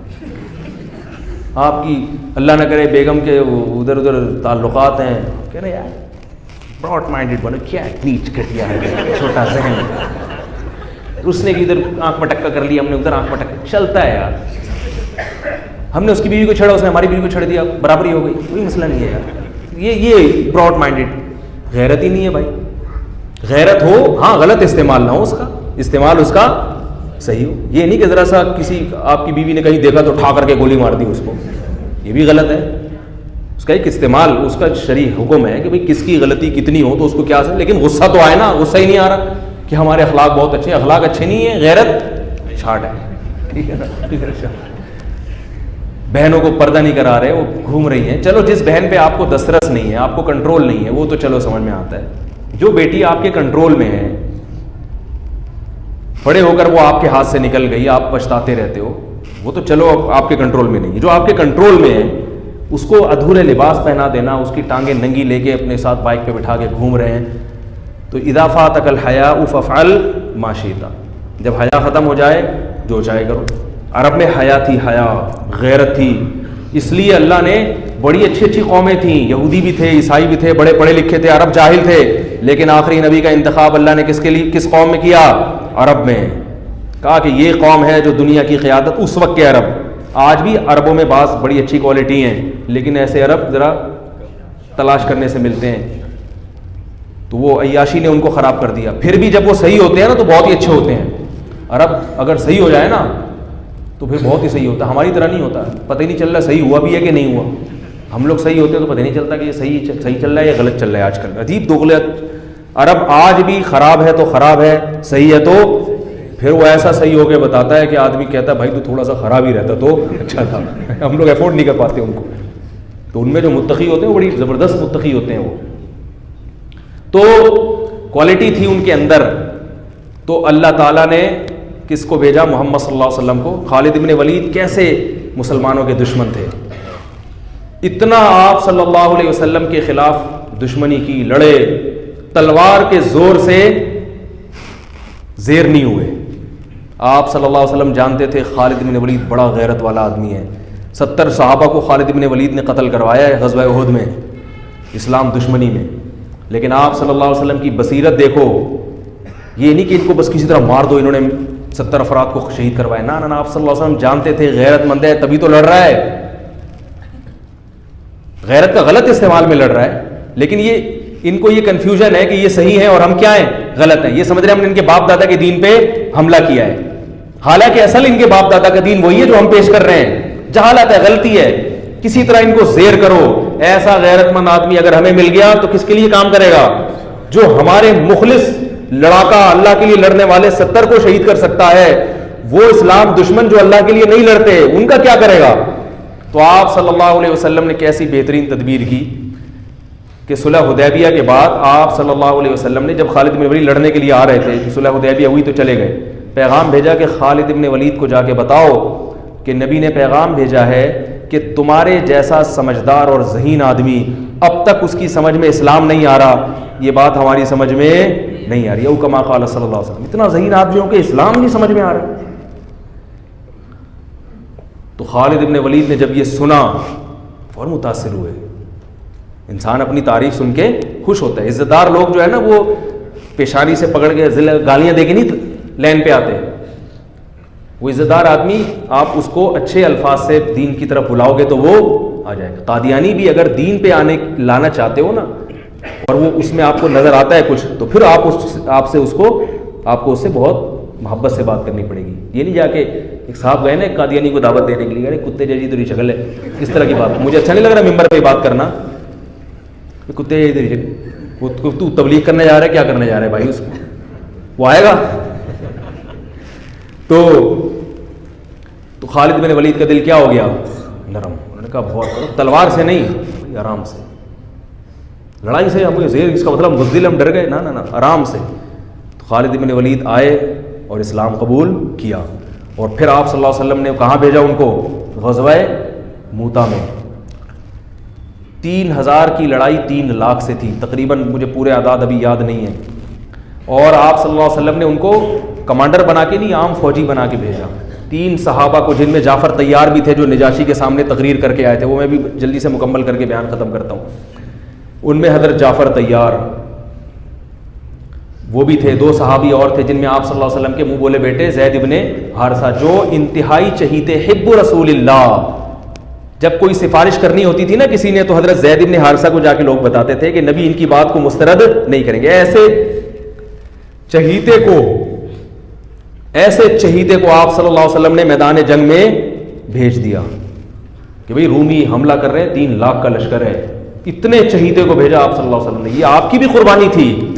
جھوٹا نبی ہوتا کہتا ہے ابے بھائی اپنے کو یہاں رکھو, ٹھیک ہے. کوئی جھوٹا نبی ہوتا ہے نا, کیا کہتا ہے ابے ان کو تو نہیں, وہ ادھر بھیجو. تبھی آپ دیکھ لیں آج کل جو سیٹ اپ چل رہا ہے نا, چھوڑو ابھی میں زیادہ آگے نہیں جاؤں گا. آج کل جو عجیب سا سیٹ اپ چل رہا ہے, اپنے یہاں دوسرے وہاں, تو ایسا سیٹ اپ چل رہا ہے آج کل. تو نبی صلی اللہ علیہ وسلم نے زید ابن حارثہ کو بھیجا اور جعفر طیار کو, دوسرے عبداللہ ابن رواحہ تھے یا کیا نام تھا ان کا, ایسے مجھے ذہن سے نکل رہا ہے. تو وہ جی عبداللہ ابن رواحہ رضی اللہ عنہ. آپ صلی اللہ علیہ وسلم نے فرمایا ان میں اگر یہ ایک شہید ہو جائیں تو یہ امیر ہیں, یہ شہید ہو جائیں تو یہ امیر. اور مسجد نبی میں آپ صلی اللہ علیہ وسلم بیٹھ گئے. اب 3 لاکھ کا مجمع ہے اور ادھر تھوڑے سے لوگ ہیں, اور دفاعی جنگ تھی, یہ اقدامی نہیں تھی. ان کو مدینہ آنے سے روکنا تھا. رومی انگریز ہیں. رومی کون تھے؟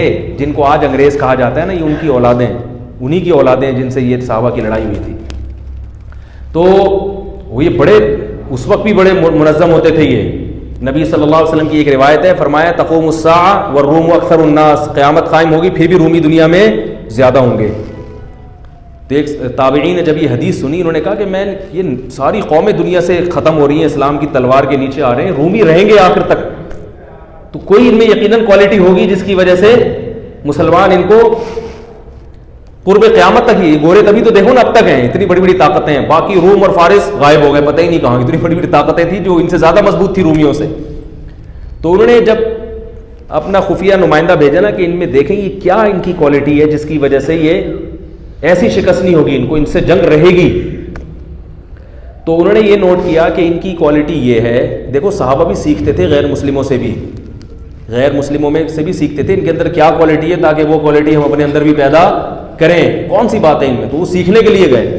تو جا کے دیکھا تو انہوں نے رپورٹ جو بنائی, جو رپورٹ پیش کی وہ یہ تھی کہ ان کو جب شکست ہو جاتی ہے تو یہ دوبارہ لڑائی اس وقت تک نہیں لڑتے جب تک اس شکست کے اسباب پہ غور کر کے اس سبب کو دور نہ کریں. وہ غلطی دوبارہ نہیں دہراتے یہ. اب دیکھو امریکہ افغانستان میں آیا, رشیا والا اسٹائل نہیں ہے امریکہ کا, اس لیے کہ اس کو پتا تھا کہ رشیا جس اسٹائل میں آیا تھا, طاقت اور قوت کے بلبوتے پر زمین پہ فوج اتار کے پٹھانوں سے پنگا لے لیا اس نے, ہے بھائی, اور پٹ کے واپس جا رہے. اب ہم لوگ تو مسلمان ہیں نا, صحابہ کے طرز پہ تو ہم چل نہیں رہے. ہم تو وہی غلطی بار بار دہراتے رہیں گے, کرتے رہیں گے. ایک دفعہ وہ پٹ کے آیا, اب جاؤ تم بھی پٹ کے آ جاؤ. ہم تو یہ کرتے رہتے ہیں. ہمارے یہاں کوئی ایسا نہیں ہے کہ بیٹھ کے غور کرو بھائی یہ کیوں ہوا, ملک میں یہ نقصان کیوں ہوا, آئندہ نہ ہو لہذا اس کی تلافی ہو. جیسے بھی قادیانیوں کا جو بل پاس ہو گیا ایک دم سے قادیانیوں کی حمایت میں, تو اس پہ غور ہونا چاہیے ہوا کہاں سے ہے, اس پہ تسلی سے غور ہو کے پھر وہ لوگ سامنے آ جاتے, پھر آئندہ کے لیے ایسا نہ ہو. ان سب چیزوں پہ غور ہونا چاہیے نا. یہ اللہ کا فضل ہے, جامعۃ الرشید نے سپریم کورٹ میں کسی کے توسط سے مقدمہ کروایا ہے, اور الحمدللہ اس میں کافی حد تک کامیاب ہوئی ہے. سپریم کورٹ کے جو ابھی موجودہ جج ہیں ان کی بڑی خدمات ہیں قادیانیوں کو کے خلاف, ان کی بڑی خدمات ہیں. ابھی جامعۃ الرشید میں کچھ دن پہلے آئے بھی تھے وہی جج جن کے خلاف لوگ بہت زیادہ بولتے بھی ہیں. تو انہوں نے بتایا کہ بہت ساری باتیں جو میں یہاں بیٹھ کے نہیں کر سکتا, بڑی زبردست باتیں انہوں نے بتائیں, کیونکہ میں یہاں بیٹھ کے کروں گا تو بعض تنظیموں پہ رد ہوگا, پھر وہ تنظیم والے یوٹیوب پہ میرے خلاف پہلے ماشاءاللہ گالیوں کا ایک چل رہا ہے سلسلہ, وہ بھر کے دیں گے. تو انہوں نے بڑے تو ایسی باتیں ممبر پہ بتائی نہیں جاتی, کوئی ایسی خفیہ ایٹم بم کی باتیں نہیں ہیں. وہ بس یہ بتایا کہ اگر فلاں سیاسی تنظیم کی طرف سے گڑبڑ نہ ہوتی تو کتنا کام ہو چکا ہوتا. تو وہ کیا ہے کہ اس میں جناب قادیانیوں کے خلاف جو ہے نا, انہوں نے کہا کہ یہ جو قادیانی اونچی پوسٹوں پر ہیں ان کو اونچی پوسٹوں سے ہٹایا جائے, کیونکہ یہ اونچی پوسٹوں پہ بھیس بدل کے نام چینج کر کے پہنچ جاتے ہیں اور وہاں سے گڑبڑ شروع کرتے ہیں. تو تفتیش کی جائے. یہ کیس جامعۃ الرشید کی طرف سے بھی الحمدللہ ہوا تھا, لیکن کسی کے ذریعے سے, براہ راست نہیں بلکہ کسی توسط سے, کہ بھئی یہ حکومت اس کی انکوائری کرے. تو الحمدللہ ان جج نے بڑا ساتھ دیا اور وہ خود بھی اس کے ذاتی طور پر اس کے حامی تھے.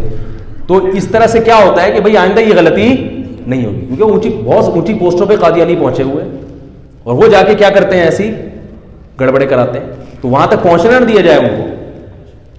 تو میں یہ عرض کر رہا تھا کہ خالد ابن ولید رضی اللہ تعالی, وہ جو تینوں شہید ہو گئے اور ایسی جنگ لڑی ہے انہوں نے. عبداللہ ابن رواحہ نے فرمایا, گوشت کھا رہے تھے, انہوں نے چھوڑ دیا. انہوں نے فرمایا کہ زمانہ بہت طویل ہے, جو دیکھ لیا نا نہیں ٹک سکتے, ان کے سامنے لڑائی لازمی ہے.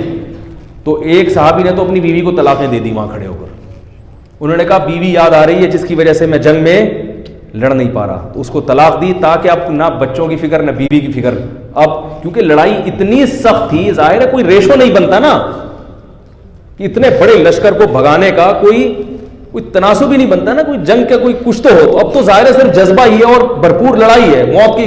تو وہ موت کی نیت سے تلوار لے کر کود پڑے. یہ ہیں صحابہ جن کو رافضی لوگ گالیاں دیتے ہیں, جن کو برا بھلا کہتے ہیں. تو تلوار لے کر میدان جنگ میں کود پڑے اور شہید ہو گئے. ان کو چانس ہی نہیں تھا. تینوں جب شہید ہو گئے ہیں تو لوگ پریشان ہوئے کہ اب کس کو کمانڈر بنائیں. تو تو لوگوں کی نظر آئی خالد ابن ولید پر کہ یہ میدان ہے، یہ 70 انہوں نے وہاں اتنی زبردست جنگ لڑی تھی تو یہاں بھی لڑ سکتے. اور آپ صلی اللہ علیہ وسلم مسجد نبی میں بیٹھ کر صحابہ کو یہ پورا واقعہ سنا رہے ہیں. اللہ نے بطور معجزہ آپ کے سامنے پورا وہ جنگ کا واقعہ آپ کے سامنے رکھ دیا.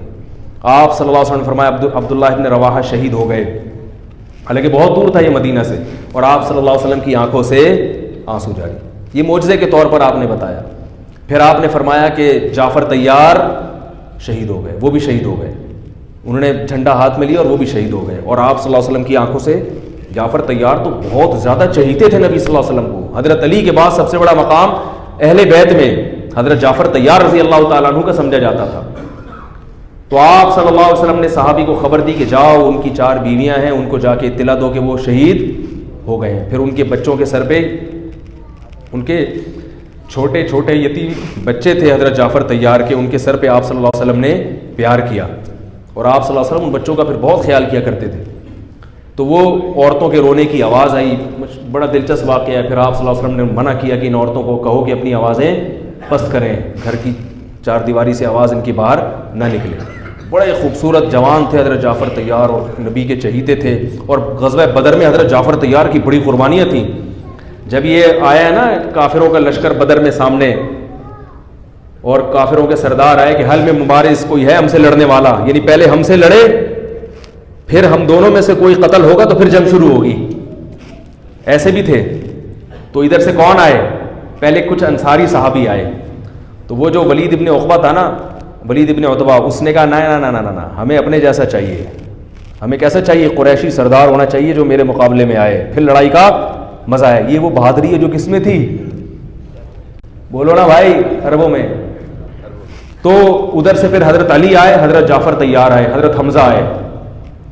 ادھر سے بھی 3 آدمی ہیں، ادھر سے بھی 3. تو اس نے کہا نام اکفاؤنا، ہاں یہ ہیں ہماری قوم کے، ہمارے جیسے شیر ہیں، بہادر ہیں، لڑنا جانتے ہیں، ان سے لڑائی میں مزہ آئے گا. اور پٹ گئے تینوں.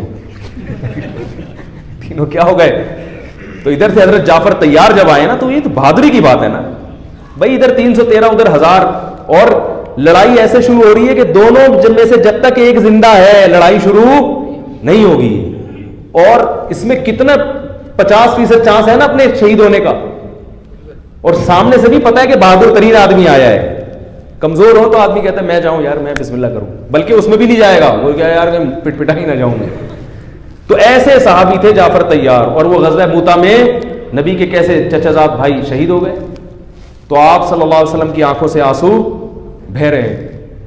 اور آپ نے فرمایا کہ وہ بھی شہید. پھر آپ کے جو چہیتے، حب رسول اللہ، نبی کے چہیتے. حب کا ترجمہ اردو میں کیا ہوگا؟ چہیتا. کہتے ہیں نا بڑا چہیتا ہے، لاڈلا ہے. نبی کے لاڈلے جن کو آپ صلی اللہ علیہ وسلم نے لے کے کئی سال پالا ہے، اتنی محبت دی کہ جب ان کے اصل باپ دادا آئے نا ان کو لے جانے کے لیے تو انہوں نے کہا نہیں میں نہیں جاتا، میں ادھر ہی رہوں گا. اتنی محبت ہو گئی تھی. اطلاع آئی کہ وہ بھی شہید ہو گئے. تو اب آپ صلی اللہ علیہ وسلم نے فرمایا قد اخذ الرایۃ سیف من سیوف اللہ، اللہ کی تلواروں میں سے ایک تلوار نے جھنڈا ہاتھ میں لے لیا. اس میں اشارہ تھا کہ اب یہ تلوار ٹوٹے گی نہیں، کیونکہ یہ کس کی تلوار ہے؟ اللہ کی. اسی وجہ سے کہا جاتا ہے کہ حضرت خالد ابن ولید خود بتاتے ہیں کہ میں گھمسان کی جنگوں میں لڑا ہوں شہادت حاصل کرنے کے لیے، مگر کس پر میری موت واقع ہو رہی ہے؟ بستر پہ رو رہے تھے. فرمایا کوئی ایسی جگہ میں نے چھوڑی نہیں ہے جہاں مجھے شہادت نظر آئی ہو اور میں گھسا نہ ہوں اس میں لڑتے ہوئے، مگر موت کہاں آ رہی ہے؟ بستر پہ. علماء نے اس کی وجہ بیان کی ہے کہ جس کو اللہ کے نبی نے اللہ کی تلوار کہہ دیا ہو تو یہ اشارہ ہے کہ اس کو شہادت نہیں مل سکتی، کیونکہ شہادت کا مطلب کافروں کے ہاتھوں قتل، اور کافر نے اللہ کی تلوار کو توڑ دیا تو یہ نبی کی بات کیا ہو جاتی؟ غلط.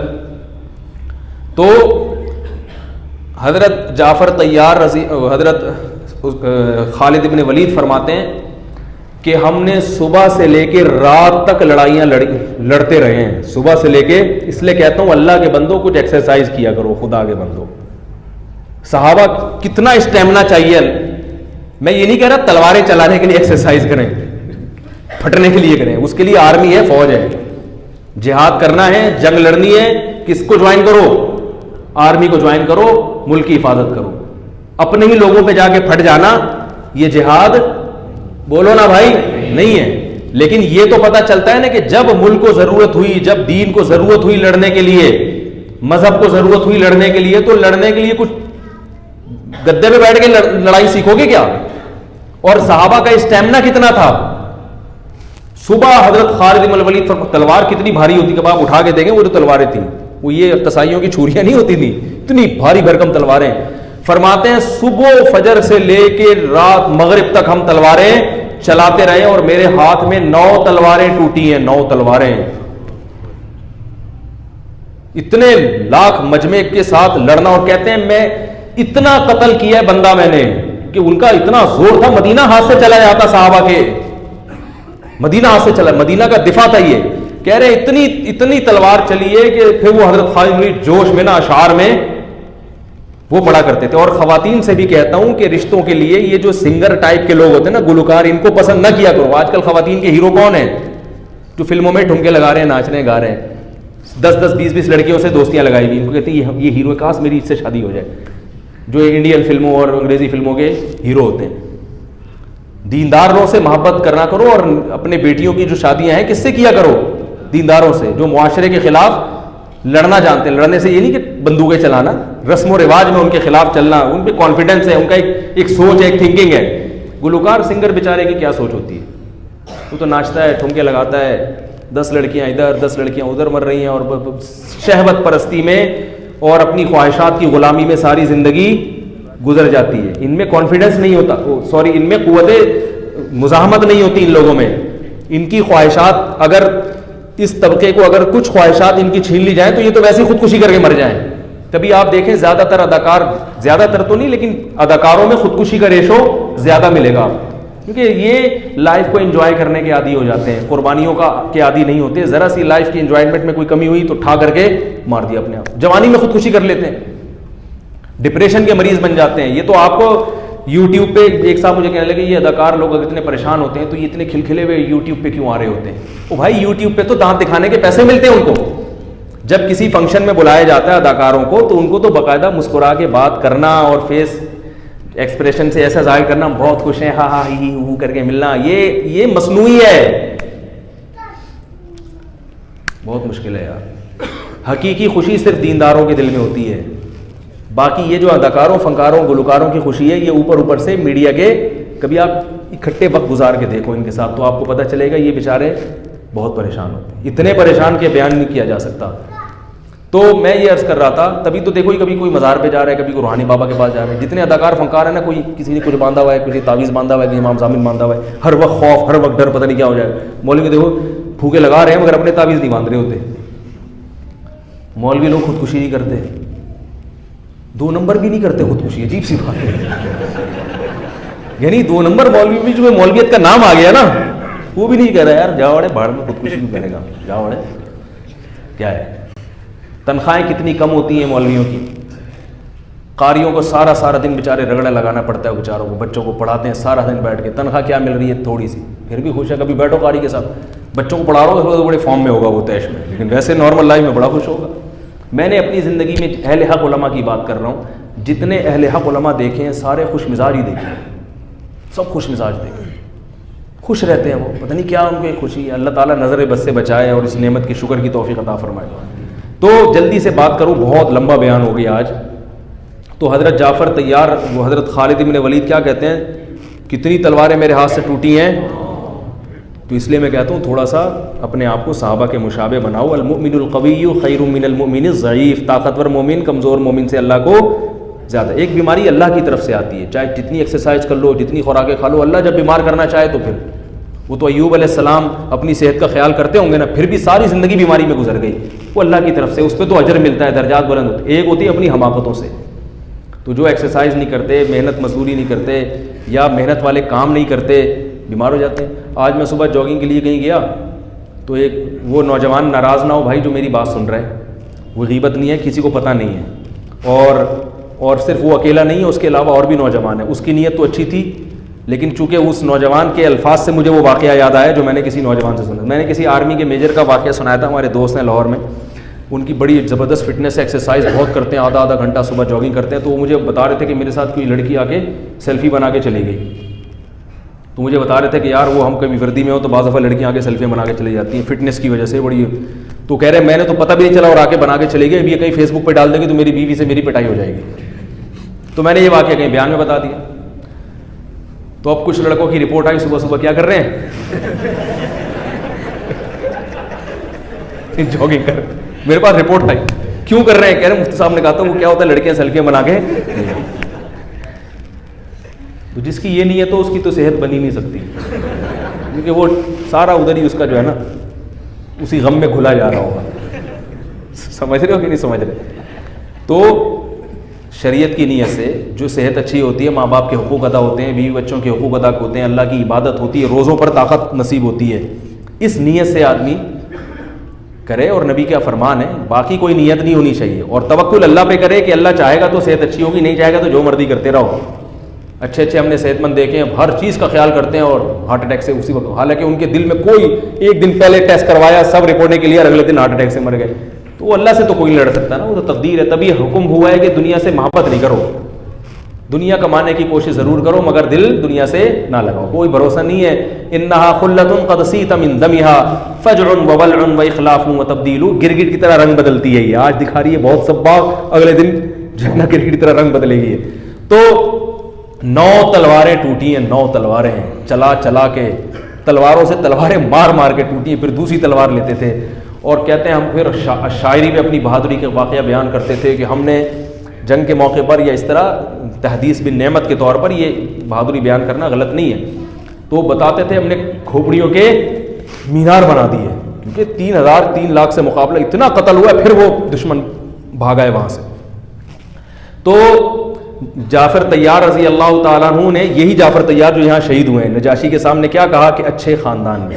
تو نجاشی بالآخر, اور پھر نجاشی نے کہا اچھا وہ جو کلام ان پر نازل ہوا تھا تمہارے نبی پر, جو کہتے ہیں جو اللہ کا کلام ہے, ذرا اس میں سے کچھ حصہ تلاوت کر کے بتاؤ. حضرت جعفر طیار نے بڑی حکمت سے سورہ مریم کا انتخاب کیا. کس کا انتخاب کیا؟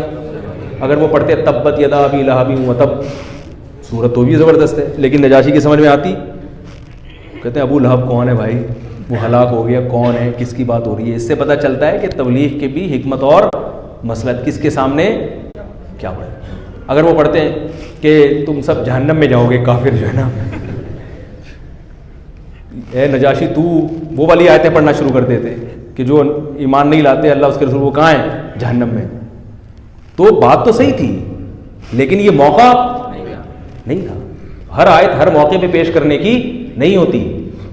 تو جعفر طیار نے سورہ مریم کی تلاوت شروع کر دی. کاف ہا یا عین صاد ذکر رحمت ربک عبدہ زکریا, یہ تیرے رب کی اس رحمت کا تذکرہ ہے جو رحمت زکریا پر ہوئی. نجاشی تو زکریا علیہ السلام کو بہت جانتا تھا اچھی طرح سے, عیسائی تو سب جانتے ہیں. اذ نادى ربه نداء خفیا, جب چپکے سے انہوں نے اپنے رب کو پکارا. رب انی وهن العظم منی واشتعل الراس شیبا ولم اکن بدعائک رب شقیا. ایسے خوبصورت لڑیاں ہیں یہ موتیوں کی. ایسا اس کلام میں اگر عربی آپ کو آتی ہو نا پھر مزہ آئے گا. تو ایسی خوبصورت لڑیاں ہیں. اللہ فرماتے ہیں چپکے سے اپنے رب کو پکار رہے. چپکے سے کیوں؟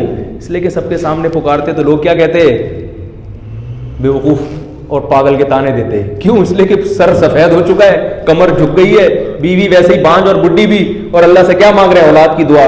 اس لیے زکریا صاحب فرمائیں کہ پبلک کے سامنے مانگنے والی دعا بولو بھائی نہیں ہے, چپکے سے جا کے مانگو ورنہ لوگ کیا بولیں گے, کیا کر رہے ہو یہ, ٹھیک ہے نا.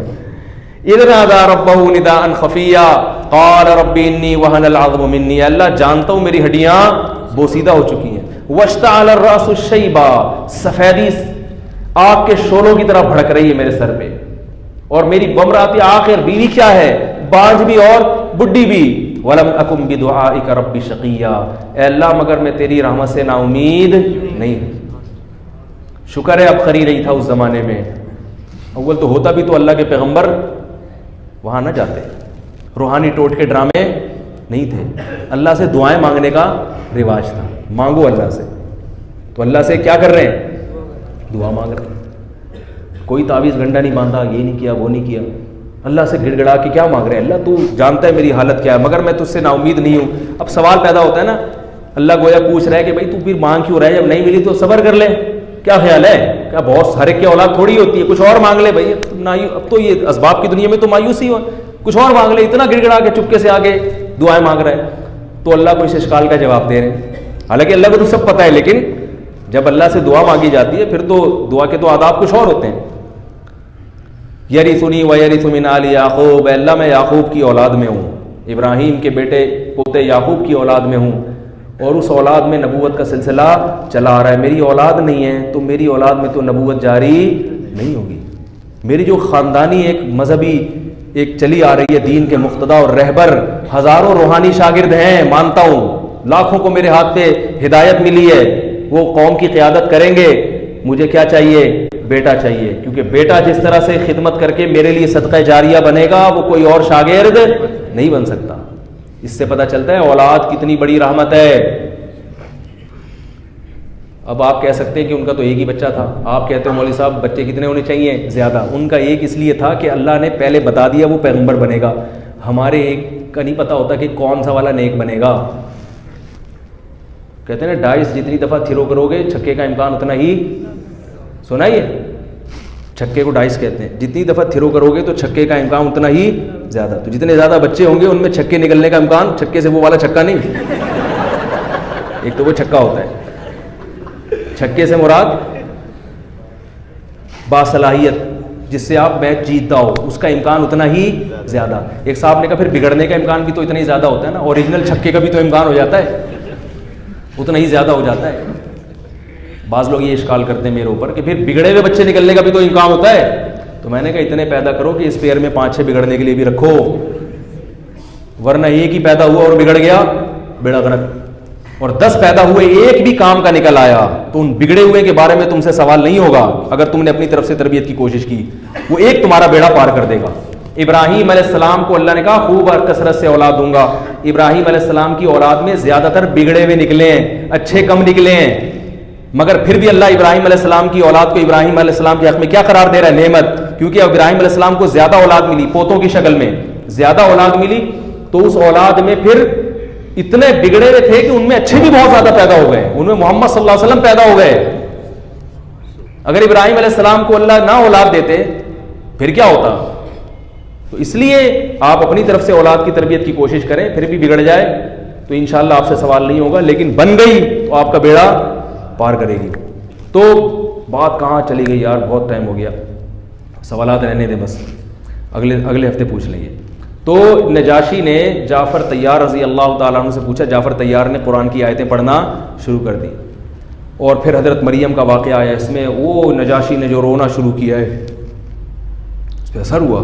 اس وقت تورات میں اتنی زیادہ تحریف نہیں ہوئی تھی, کافی حد تک اصل شکل میں موجود تھی, تو وہ جانتا تھا یہ کلام کس کے مشابہ ہے, انجیل اور تورات کے بالکل. اس کی آیتیں بھی ایسے ہی ہوتی ہیں بالکل, اس کا انداز کلام بھی بالکل ایسے ہی اٹریکشن ہوتی ہے اس میں بھی, جب وہ تلاوت کی جاتی ہے ایسے ہی دل کی کیفیت بدلتی ہے. اور کیا خوبصورت کلام ہے حضرت مریم کی, کیسی پاک دامنی بیان کر رہا ہے. اور آج انجیل میں دیکھو حضرت مریم کے بارے میں, عیسیٰ علیہ السلام کے بارے میں کیا کچھ فحش بےہودہ چیزیں لکھی ہوئی ہیں. اتنا بےہودہ کلام ہے کہ آپ اس کو گھر کی خواتین کے سامنے بیٹھ کے انجیل کو نہیں پڑھ سکتے آپ. ظاہر ہے اللہ کا تھوڑی تو تحریف کر دی نا اس میں. تو نجاشی اس وقت جانتا تھا کہ اللہ کا کلام کیسا ہوتا ہے. رویا, روایات میں آتا ہے روتے روتے داڑھی تر ہو گئی, اور جتنے پادری اس کے ساتھ بیٹھے ہوئے تھے سب کی داڑیاں روتے روتے تر ہو گئی, اتنا روئے وہ. اور کہنے لگا اللہ کی قسم, یہ عیسیٰ ابن مریم علیہ السلام کو جو جس طاقچے سے جو چراغ نکلا تھا نا, یہ چراغ بھی اسی طاقچے کا ہے, یہ بھی وہی ہے بالکل. اور وہ آپ صلی اللہ علیہ وسلم کی نبوت پر اب یہ والا رونا جو میں اتنی دیر سے سمجھانا چاہ رہا ہوں نا, جو اس پورا واقعہ میں نے بیان کیا کہ کون سا رونا اچھا ہے اور کون سا رونا ڈرامے والا رونا ہے.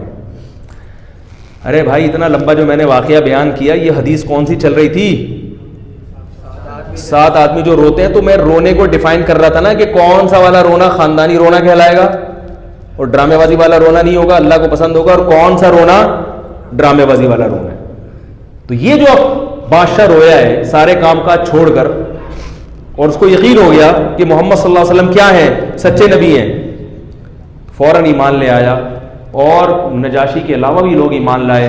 قرآن کی آیتیں ایسے لوگوں کے بارے میں نازل ہوئیں وَإِذَا سَمِعُوا مَا أُنزِلَ إِلَى الرَّسُولِ تَرَىٰ أَعْيُنَهُمْ تَفِيضُ مِنَ الدَّمْعِ، فرمائے ان عیسائیوں میں، عیسیٰ ابن مریم کے فالوورز میں، ان کو ماننے والوں میں ایسے لوگ بھی ہیں، ایسے اچھے لوگ بھی ہیں کہ جب اللہ کا کلام ان پر پڑھا جاتا ہے تَرَىٰ أَعْيُنَهُمْ تَفِيضُ مِنَ الدَّمْعِ، کہ تم دیکھو گے کہ ان کی آنکھیں آنسوؤں سے بہتی چلی جا رہی ہیں.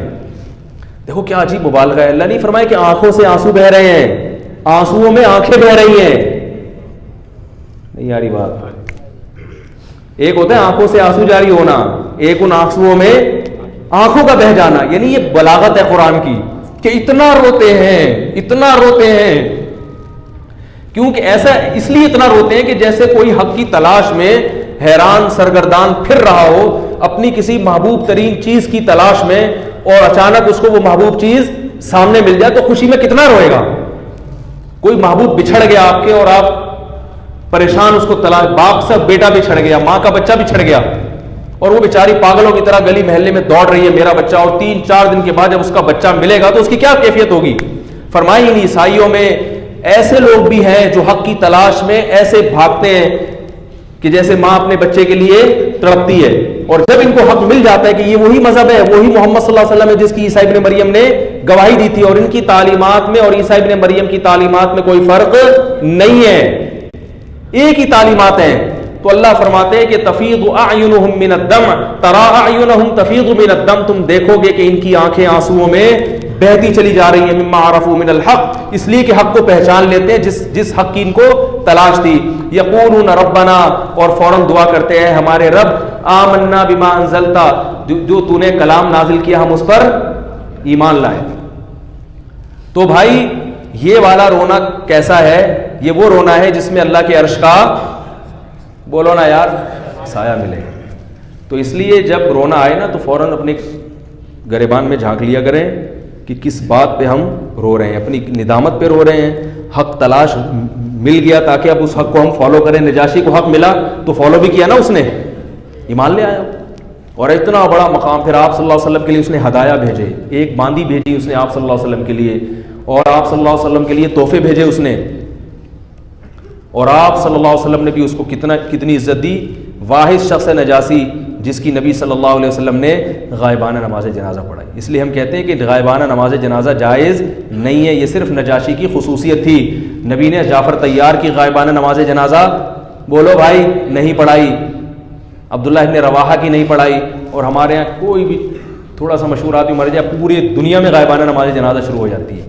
تو میری رائے میں، ہمارے فقہائے حنفیہ کی رائے میں، یہ چیز قرآن و سنت کے مطابق نہیں ہے. بہرحال یہ مسئلہ اختلافی ہے، اور اختلافی مسائل میں تشدد جائز نہیں ہے. کوئی اگر پڑھتا ہے تو وہ ٹھیک ہے، وہ اپنے حساب سے چل سکتا ہے. لیکن ہمارے جو فقہ حنفی ہے اس میں غائبانہ نماز جنازہ کے ناجائز ہونے کی یہی دلیل ہے کہ اتنے سارے مواقع آئے مگر صحابہ نے کسی کی غائبانہ نماز جنازہ نہیں پڑھی. ایک روایت اور، ایک اور صحابیہ کی نماز جنازہ غائبانہ پڑھی گئی ہے، اس کی مجھے پوری طرح تحقیق نہیں ہے، لیکن بہرحال وہ بھی نبی کی خصوصیت. صحابہ میں سے کسی نے کسی کی غائبانہ نماز جنازہ نہیں پڑھی. اگر یہ سنت عمل ہوتا تو سب سے پہلے کون کرتا؟ صحابہ اس پر عمل کرتے. تو اس لیے جو ہے کیا نام ہے، اپنے گناہوں کو یاد کر کے اللہ کے سامنے رونا، اور گناہوں سے توبہ کے لیے اللہ کے سامنے رونا، حق کی تلاش میں اللہ کے لیے رونا، یہ رونا پسندیدہ ہے. اور اگر کسی کو رونا نہیں آتا دعا میں تو آپ صلی اللہ علیہ وسلم نے کیا فرمایا؟ رونے جیسی صورت بنا لے، تو وہ بھی اللہ کو قبول. اصل چیز کیا ہے؟ عمل.